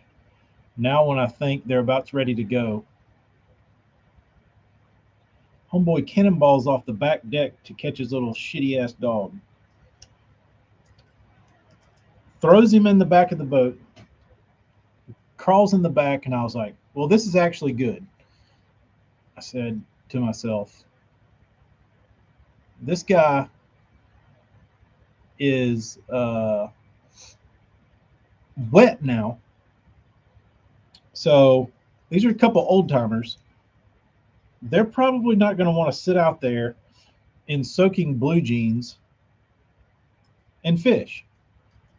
Wrong answer. Homeboy sits down, soaking wet, grabs his rod, sits in his chair. I said, you have got to be shitting me. So I was like, all right, well, I'm just going to fish up and down this spot and just leave this little corner where I wanted to fish alone. And so I've got all my baits laid out, and this is July, not typically like a big weight time of year. So, because they don't usually run much current during this time of year, and it's just tough. Fish, the schools start breaking up. It's weird. Um, but so I pull out my crankbait, throw it out there, go down the ledge with the crankbait, don't get a bite. I'm like, all right, well, I pick up a lipless, throw it out there, start running the lipless through there, nothing. I go through a big worm. I go through like all this different stuff, um, trying to just like figure out what's going on with these fish. And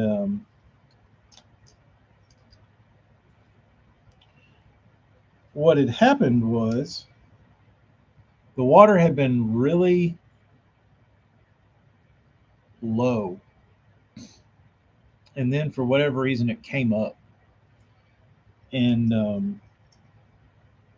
it changed the bite. And what it changed the bite from was that primarily throughout the summer there on, like, if I'm river fishing during the summer, I never throw a jig. I throw a big worm. So and so I wasn't getting bit on my worm. I thought that was kind of weird, and I I had a black and blue and brown jig tied on, and I was like, well, I've already been through like 12 different rods. Let me see what happens. And I whiz my jig out there, dude. I make like 2 hops with it. Dunk. Set the hook. Got the fish coming at me. About a 3.5 pound spotted bass. I flip it over the side. It hits the windshield of the boat. Bait comes out back into the water. So I'm like, that's not good. So I was like, but that's an interesting thing. And I started thinking about it, and I was like, when the water was low, these fish were chasing shad really good. So now that it's up, there must be some like crawfish or something rooting around up there uh, in the shallows. So it was like the only time in the summertime where I've like done good on like a crawfish looking jig, and out deep. And so I ran around and did that, and I didn't have much. Like I did end up later in the day uh, catching like a 4 pound spot on a spoon after, because I eventually left and those guys never, they were still there. Um, but I left and went and hit some other stuff. And on my way back up, before I went to weigh in, I stopped and hit that spot and nobody was on it. And I caught a big spot on a spoon, and ended up winning. But it was hell that morning, dude. It was awful.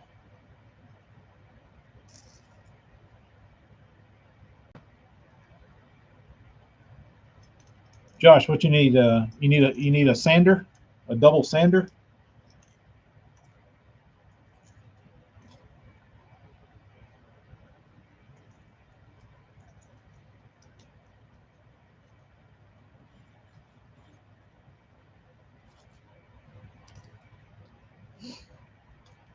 Dude, you need to find you some like old retired dude that like sits at his house all day, but is really motivated. That you could just like, I need to find the same guy that just like wants to sit in his chair and sand baits, and you could drop off like 50 baits to him and be like, hey, I'm gonna pick these up in a couple days, and I need them sanded.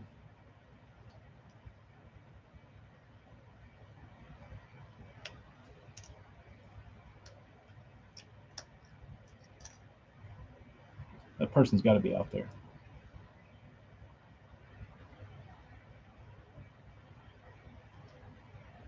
It'd be like the granny on Happy Gilmore.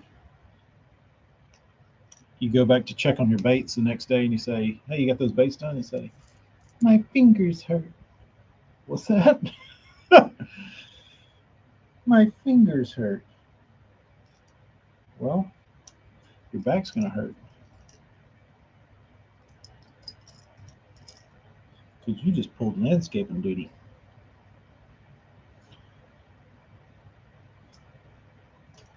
Jimmy, you going to be a retired bait sander? Probably not the worst job you could have.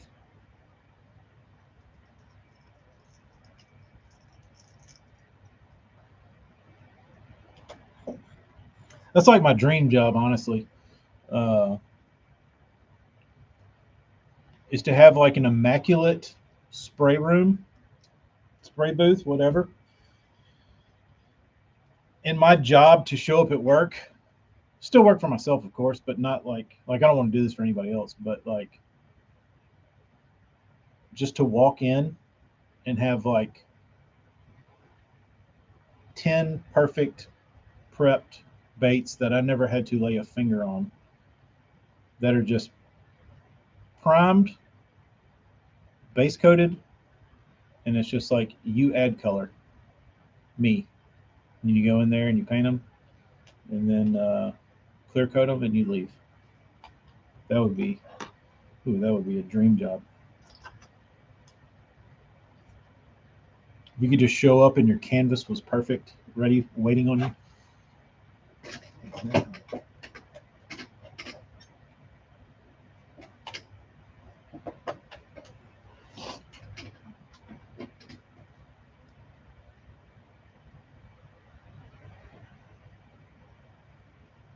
Josh, yeah, that's the. I've just gotten used to that. I don't know that I'll ever get away from that. I try to. Like, once I get these done, I'm gonna try and clean up in here and make it look nice. But after a few days of me working again, it'll be all destroyed again.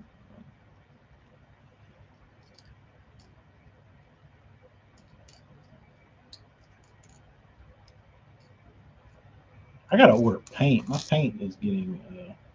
If I don't watch it, guys are gonna start getting baits only painted in black and white, and maybe some variation of red, because that's about all the paint I have left. I have 0 yellow. I'm out. Um, I've needed to order about 4 different shades of yellow. I haven't done that. I just keep like avoiding using yellow.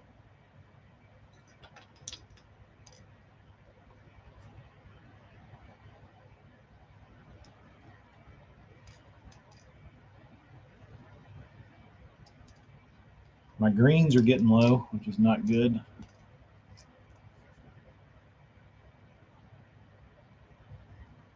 Darius, yes, come on down.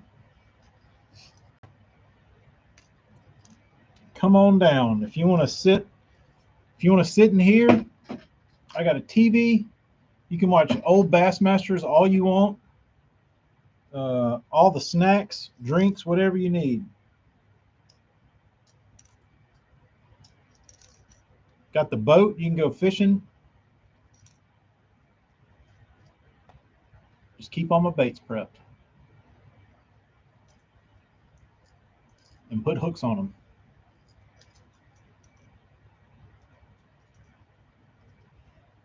All right, dude, take it easy. Don't trip over nothing.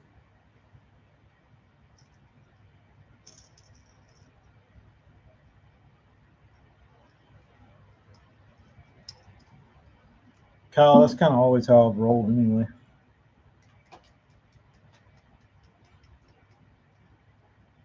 Like, I've got chartreuse aplenty, so I just take chartreuse and like add different shit to it if I need to like tone it down or whatever. But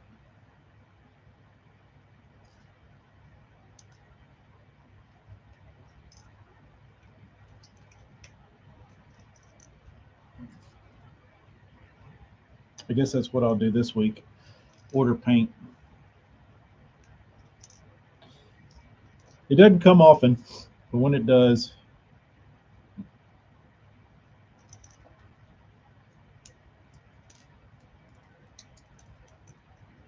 it gets. I gotta watch myself, because you can get heavy on the bill real quick ordering paint, because you're like, ooh, I need this. Ooh, I need this. Ooh, I need this. And you're like, no, you really don't.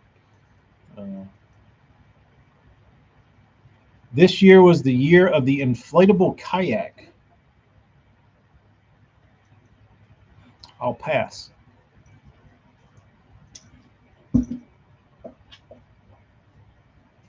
I think I'd rather bank fish than fish out of a kayak. Or they talk about kayaks being affordable. I feel like you could buy like a pretty shitty John boat, put a little work into it, and it costs about the same as like a kayak. And then you can like go places. Even I don't know, stand up comfortably. I know guys say they can stand up in a kayak, but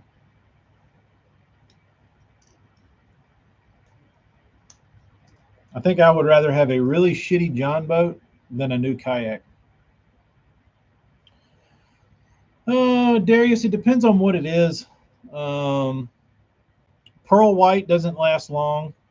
Um, like the stuff I use a ton, like white, black, it goes like I'm pouring it down the damn drain. Pearl white goes quick. Um, Iridescent blue always goes fast. Uh, Most everything else, I typically like the colors I base coat with are what goes quick. All the like accent colors, like you would spray on the shoulders and like bellies and stuff like that. All that stuff lasts usually months, but like white, I go through a quart of white like every week or two. Um, and I probably use white the most. I use black the most, and I buy a clear base that I mix pearls and stuff with. I probably use it second to most, because I'll use it for like a mid coat, and then I'll mix pearls and stuff in it, so it goes quick, and I can make my own pearl white out of it. Um, I can make just about anything out of it. Uh,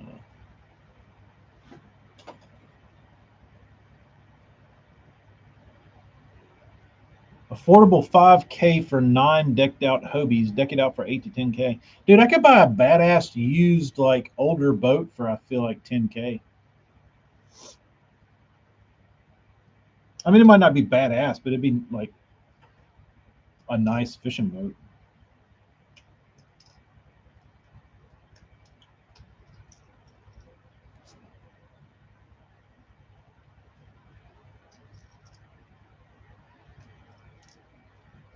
Or you could buy, like, if you gave me a $10,000 budget, I think you could build one hell of a like 15, 16 foot aluminum boat.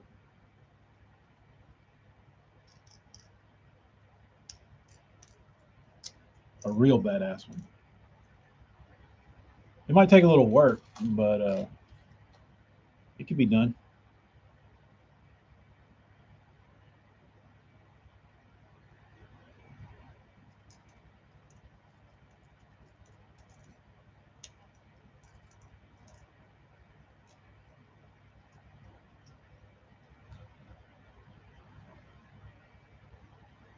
I don't know, dude. There's something about. Tell me if I'm crazy though. There's something about showing up at the lake at daylight, putting your kayak in the water, and immediately having to work. You know what I mean? Like that doesn't seem very relaxing to me. Like if I want to go fishing, I want to be uh I just want to like enjoy the relaxation of going like not doing this, not paddling or kicking or like working. You know what I mean? Like I couldn't think of anything more awful than to be looking out across the lake and thinking, "Oh, I'd like to be over there." In an hour when I get done paddling over there.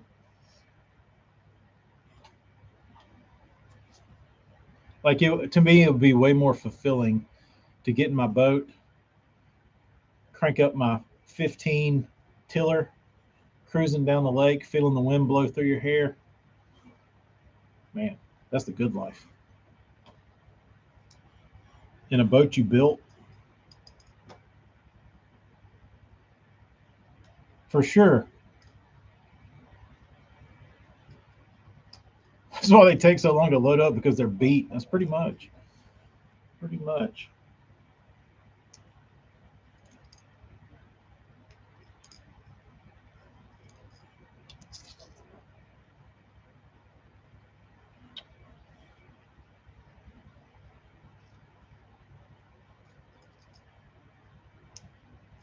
I don't know. I feel like I'd kayak fish less if I just had to fish out of a kayak.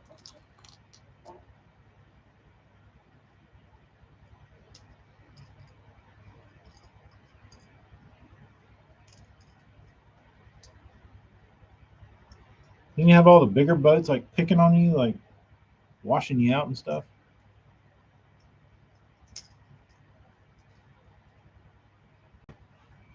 Old towns have trolling motors. Wouldn't be terrible. I don't know. I just like smelling exhaust in the morning. You know what I mean?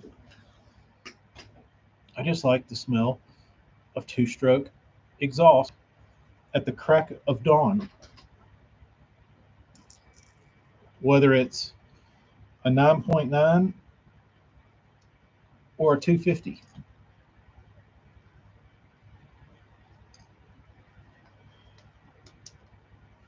And you say that, or I say that, and then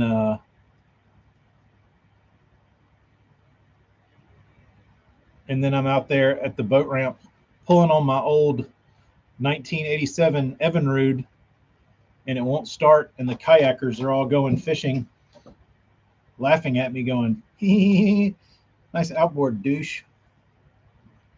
You motherfuckers.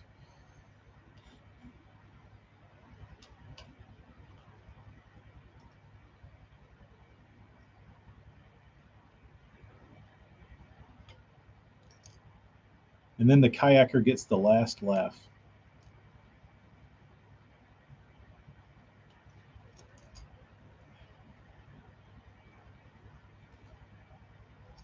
Darius, you fished the Kentucky end of Kentucky, right?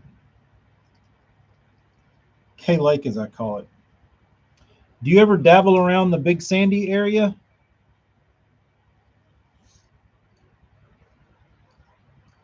I stayed at Buchanan's Resort when I was up there.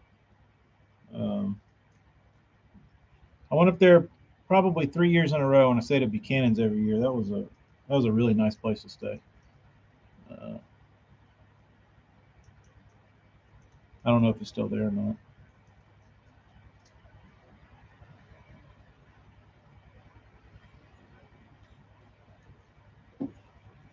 Kyle, I think there's some accuracy in what you just said.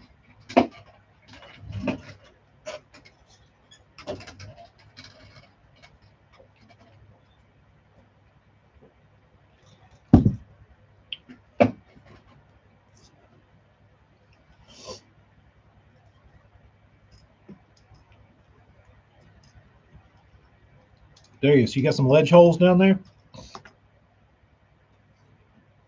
I'd like to send you my dots, and then you tell me if they were any good or not, or if you had matching dots. That would be interesting. If like all my spots that I found, if you're like, oh, dude, that's the biggest community hole in the lake, which I don't think they were. The only one I saw somebody fish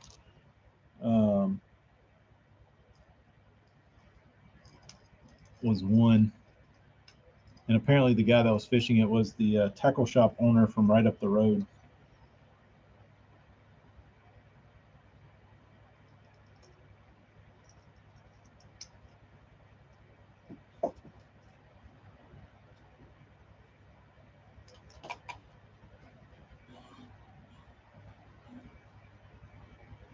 Darius, I had this weird thing happen. I should have weighed the fish in. I didn't. Um, but I was fishing a tournament up there, and I was fishing up north of Paris, or I guess it's south, whatever y'all consider it. I don't know. That place is goofy. I was fishing up towards Kentucky from um, uh,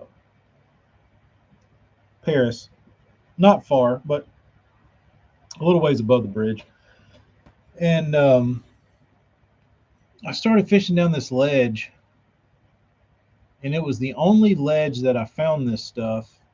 But this would have been in like 2000, because New Johnsonville is where all the grass is.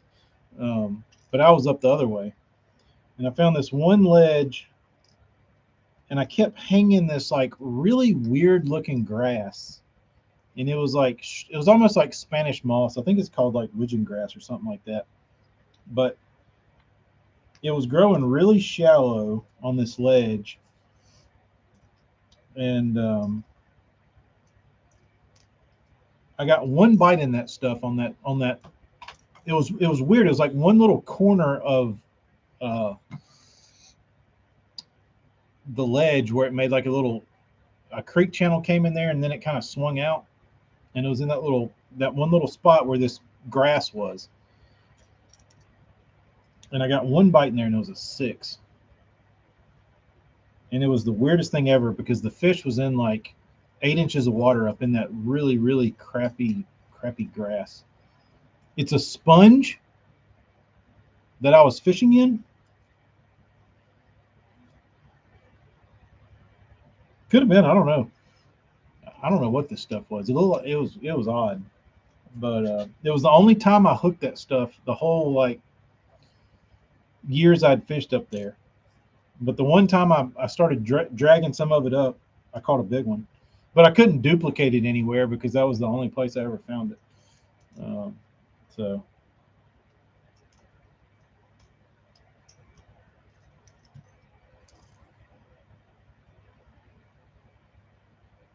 do you target the freshwater sponges?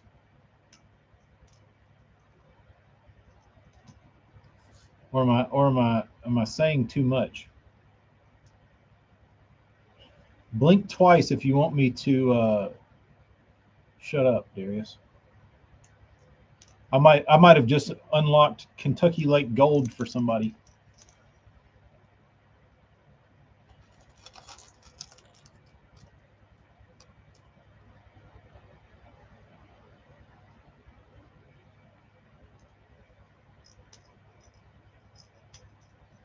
Put your earplugs in, guys. This is just me and Darius right now. Talking sponges. Sorry, Kyle. I did just give out. That's the real stuff.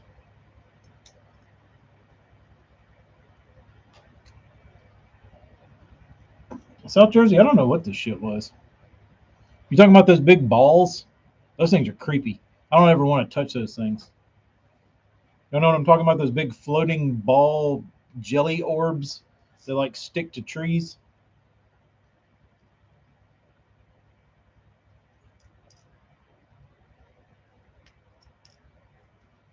I forget what those are. What are those, y'all? Those big alien ball sacks that stick to limbs.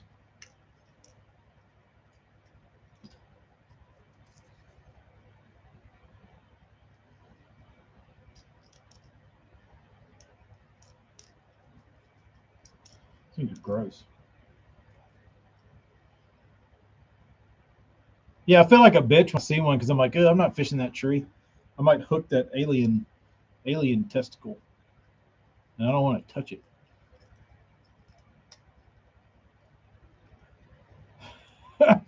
Yeah, I just broke my own rule, Darius. I mean, Kyle. Except I didn't know it was the juice, but it was my own info, so I can at least have that going for me. Darius isn't talking to me anymore. He's like, "You fool, unsubscribe."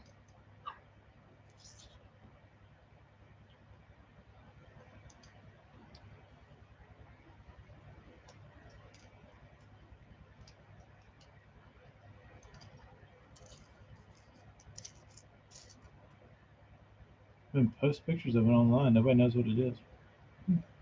It's an alien, man.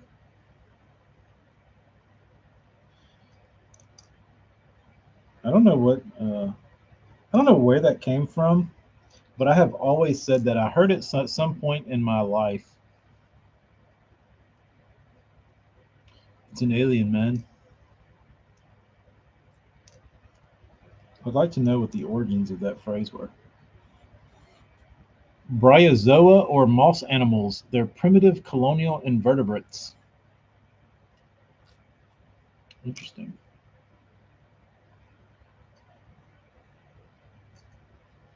I thought it was something else.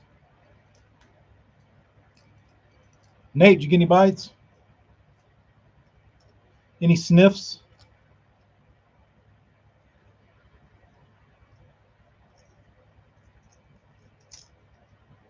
We're not doing much. We're just putting hooks on these things. I've got about 10 more to go, and then I'm going to get the hell out of here. All right, Kyle. Darius gave me a pass. He said it's not really. Uh-oh. He said it's not really that good. What'd I do? What'd you do?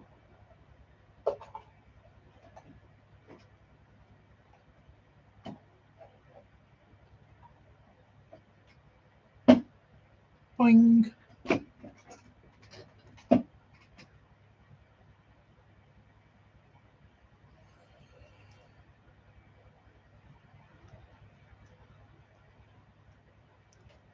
Is there any grass on K Lake?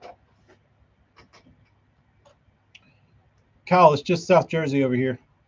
I think he's Googling this shit. South Jersey, is this coming out of your brain or did you look it up? They are signs of good water quality and healthy ecosystems. Ooh. That'll keep you interested though, Nate.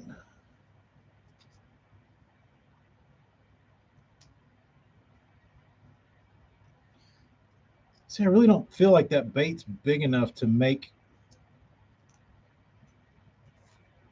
a fish like follow it. I guess a fish will follow anything. I don't care. That's my biggest pet peeve about fishing in September. Seems like September is the worst time of year for a fish to follow something. It's like all they want to do.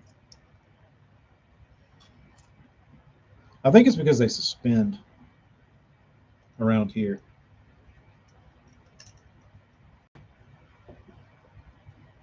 And you'll be like throwing a worm and you like pitch it up to the bank, like on the river, and like work it out. And then you reel it in and they see it when you're reeling it in and they're suspending and they follow it. Willow grass. Well, willow grass is fun.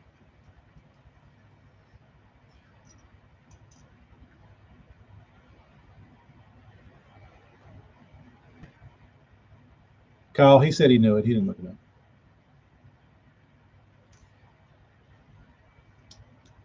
He said, any more brain busters?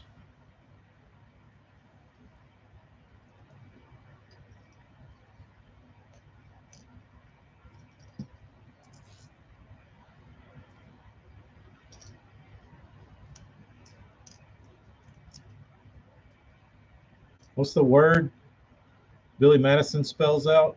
It's not Rizzuto, and then she says buzz. What's the word he spells out where he says whatever the word is, imperfect cursive? Any more brain busters? Ooh, water turnover. I've never really experienced a turnover per se, because everywhere I fish typically has current, so the water doesn't turn over. And people have tried to tell me that places with current can still turn over and create a thermocline, but I don't even know how that's humanly possible. So I just South Jersey, maybe you can explain it.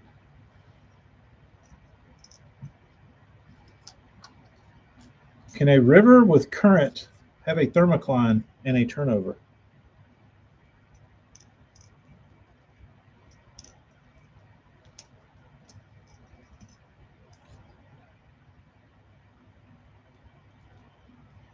Nah, I think you just got to do what the Bassmasters taught us back in the day. When the water's turning over, you go to like 4 feet or less. Just get up in the mud, which would be a good place to throw that bait. So sounds like you're in the right direction. Are you fishing a lake?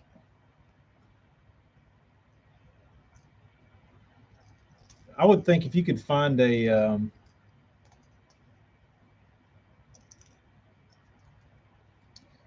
you could find like a creek in the back of a creek that was narrow, had a little flow in it, that'd get you paid. I don't know if where you're at has things like that. They said eelgrass is working its way through the Tennessee River system and will be in Kentucky Lake in 5 years. So, like down towards New Johnsonville, there's not like a stick of anything.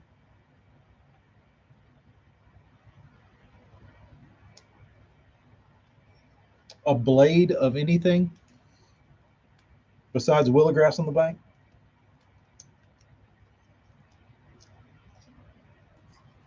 Man, I love that place.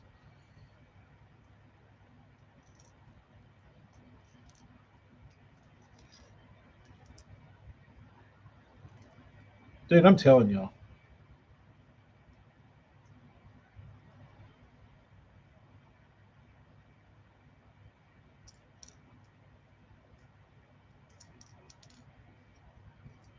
Kentucky Lake in the mid 2000s. I don't know that there could have ever been a better public fishery than that place.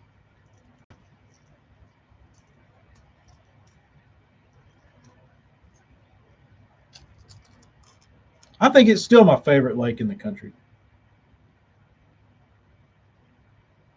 Like there was just fish everywhere on that damn place.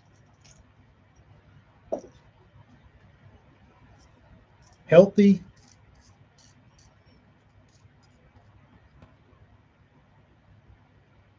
Man.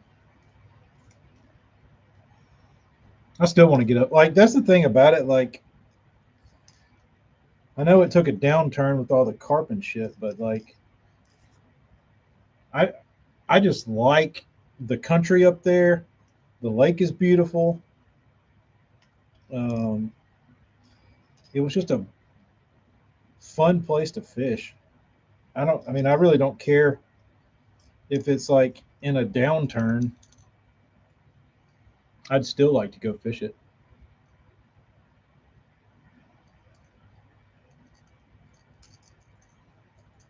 Kyle, back in the day, they used to have everything you'd imagine, but it was all on the lower end.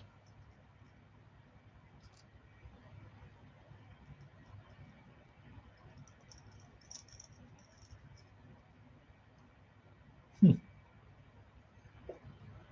Interesting, South J.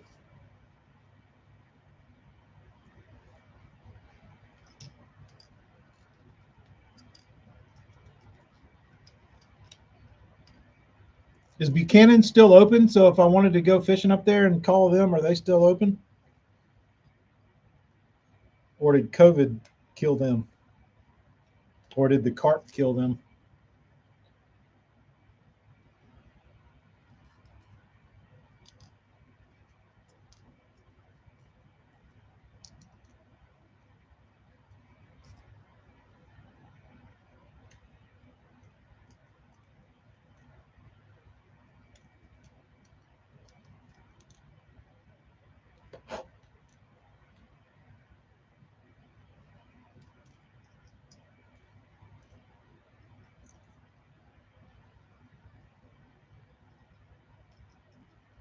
Darius, do you know Scott Mansfield?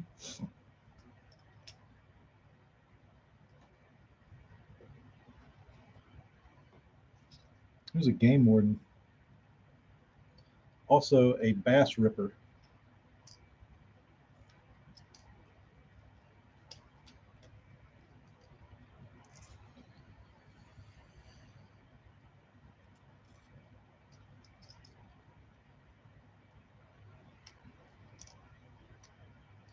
You know who's a damn good bass ripper?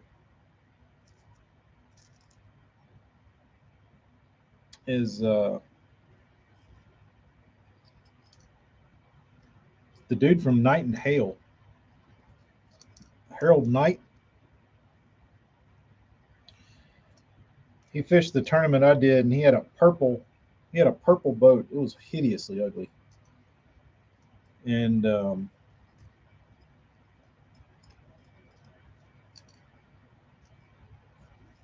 we were fishing in this creek, and there was a roadbed in the very back of the creek on the lower end of the lake, and I was on one side of it, and he was in the middle, and I was catching some fish. I was there first, and then he comes in and sits down like in the middle of the roadbed, and he just starts hammering on them, dude. Then and he was catching like a little better sized fish than me. I was like, oh, that's interesting. And so I leave, he leaves, we all leave, and my dad fished with Scott that day. And Scott had like 23 pounds, 22 pounds or something. He had a big bag, and he's like, "This is going to make you sick." I was like, "What?" And he's like, "You know that Harold Knight hole?" It's like, "Yeah." I said, "Mansfield pulled up in there right before we went in." I was like, "Really?" He said, "Yeah." He said, "We were fishing it wrong." I was like, "Why is that?" He was like, "He was fishing the end of the roadbed by the bank." I was like, "Really?" He's like, "Yeah, he had his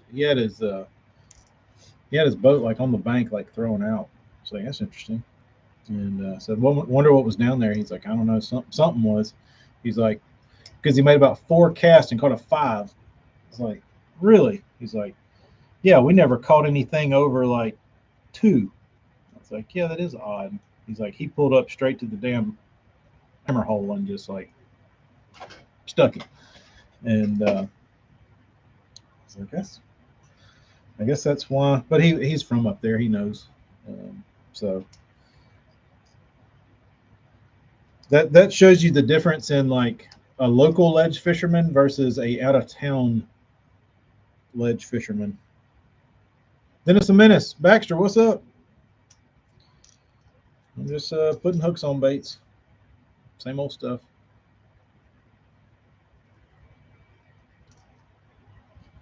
Yeah, he's a nice dude. He was the first dude that I'd ever seen with the new. This would have been in like 08, 07, whenever the new Baxter. Yeah, we're actually talking about Kentucky Lake ledge fishing. Um, he was the first dude I'd ever seen that had the new Pro XS. Or I guess it was the first year of the Pro XS. And the exhaust smells different of the Pro XS than like the previous Optimaxes. And so I was very familiar with what an Optimax exhaust smells like. And I was launching the boat that morning, and I tied up next to him at the dock, and he came and got in his boat, and like my console was like, or my boat was like right here, and his was like catty corner to where his motor was by my trolling motor, and that son of a bitch hit the key, and it blew that exhaust like into my face, and I smelled it. And oh, the sweet, and like the Pro XS it does have a sweeter smell than the previous Optimaxes. Man, I smelled that Pro XS juice and said, I gotta have one of them damn things. I gotta have one.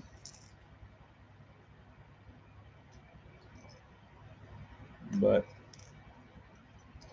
Baxter, yeah, I was asking about I was asking Darius about this stuff I was cranking around back in the day up there, and I was like, man, I've never seen anything like it. It was like hay, slimy hay looking stuff, and he tells me it was a sponge. I was cranking sponges and didn't even know it.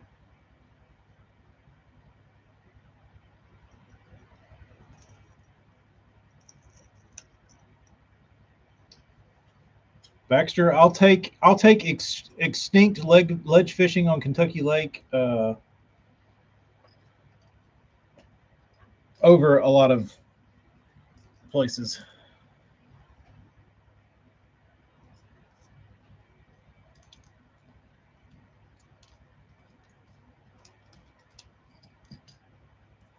The spiny naiad.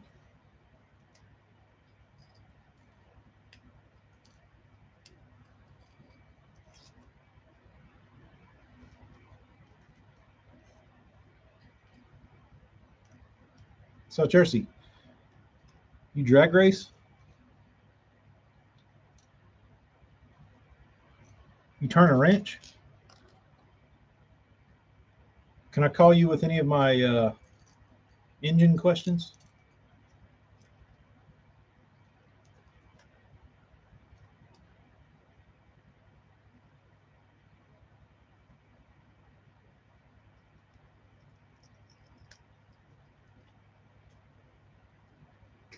Oh, that was the last. No, we got one more. I got excited. Paint the house.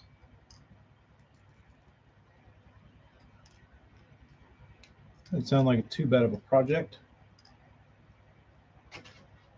Catching lunkers? No, I never made it to Possum Kingdom. I never made it to a lot of places I wanted to go.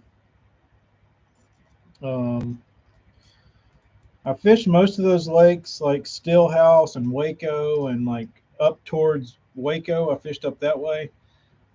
Fished a little bit west towards like LBJ and like that part of the Colorado, Marble Falls, that kind of stuff.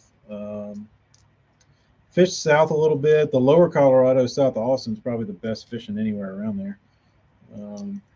But no, I didn't get like Fayette. I went to Fayette a bunch. Fayette's probably one of the best lakes I've ever been on for such a small lake. Like, there's a million fish in it. They're all like 2 or 3 pounds, and they're dumb and they're mad and they're just like everything you'd want in a bass. And the lake isn't big enough that you can't figure them out. Like, if you can't figure them out on Fayette, like you need to go play golf.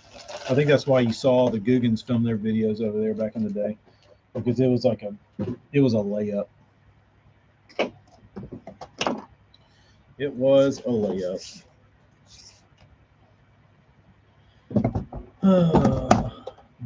Bucket list of places to fish.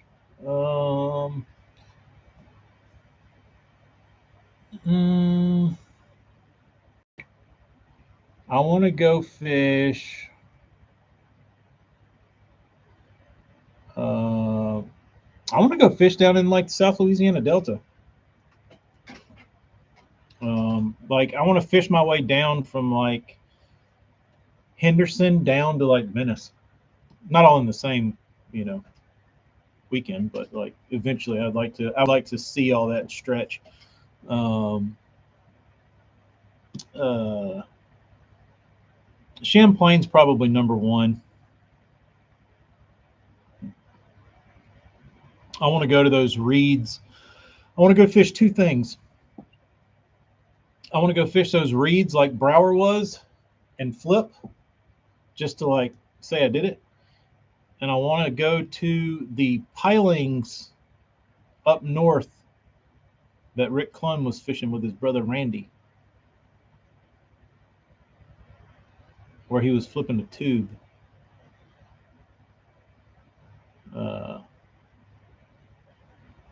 And then I can go like regular fishing, but I need to get those two. I need to get those two like places off my Champlain fishing list. No, I never made it to Ivy. Ivy, when I was there, Ivy was, you were starting to hear um,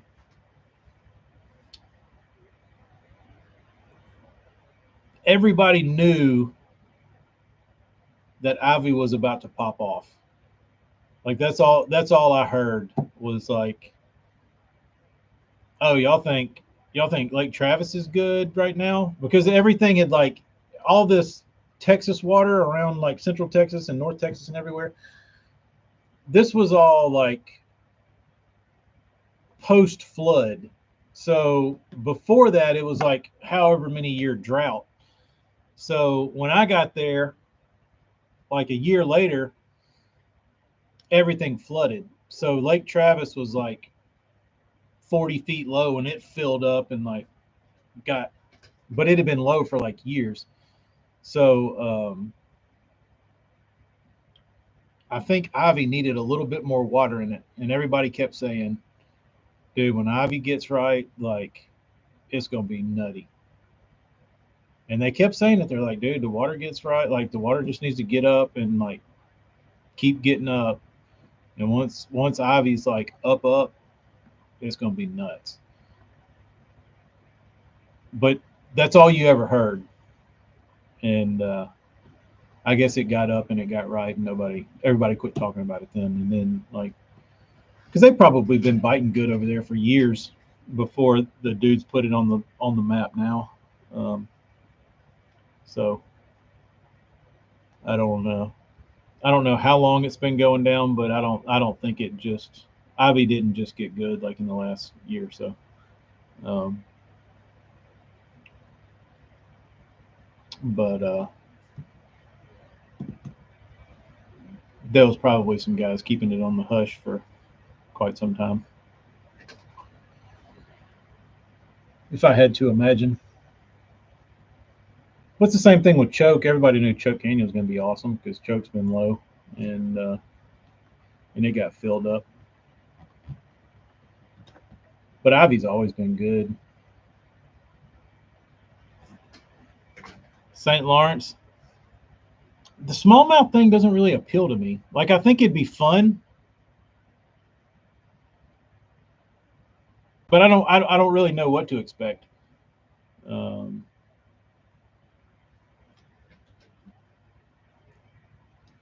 Two-strike RC dragster weighs about 25 pounds. I do know about two-strike engines and work on custom fabricated parts. How about that shit?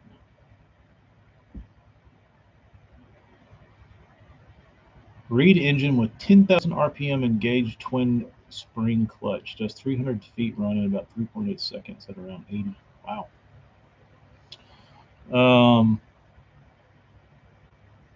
I want to fish. Another bucket list is somewhere in Florida, like South Florida. Even if Okeechobee's fishing shitty, I still want to go see Okeechobee. I don't really care. Like that's the thing. Like none of my bucket list places are places I want to go so I can like catch big ones. Like I just want to go fish them just because of the like history of them. So probably Okeechobee. Don't try to talk me out of it, even if it sucks. Um, I want to fish the Potomac. I'd like to fish the James. I'd probably like to go to Santee Cooper, Champlain.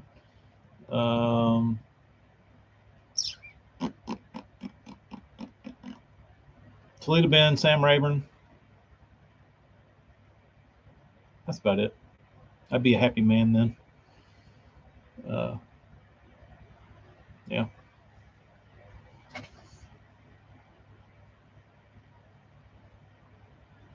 Kyle, that's how I don't know. That didn't seem that exciting to me. I'd probably change my mind after the 30th 3 pound smallmouth I caught, but I'll come clean. I can't tell the difference between a 3 pound smallmouth and a 6 pound smallmouth. They all look the same. Uh, they all look the same.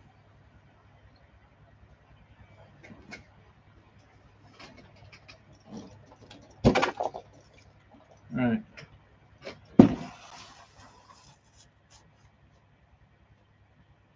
Hello, everyone.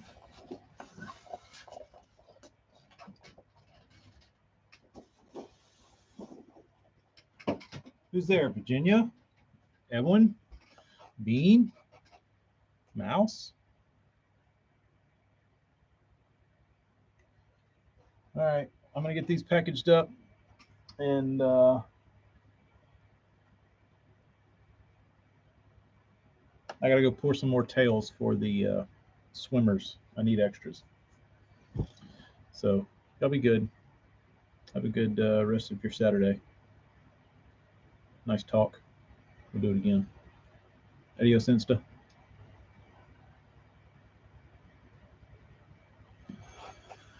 Darius, Kyle, good talking to y'all. I'm out of here.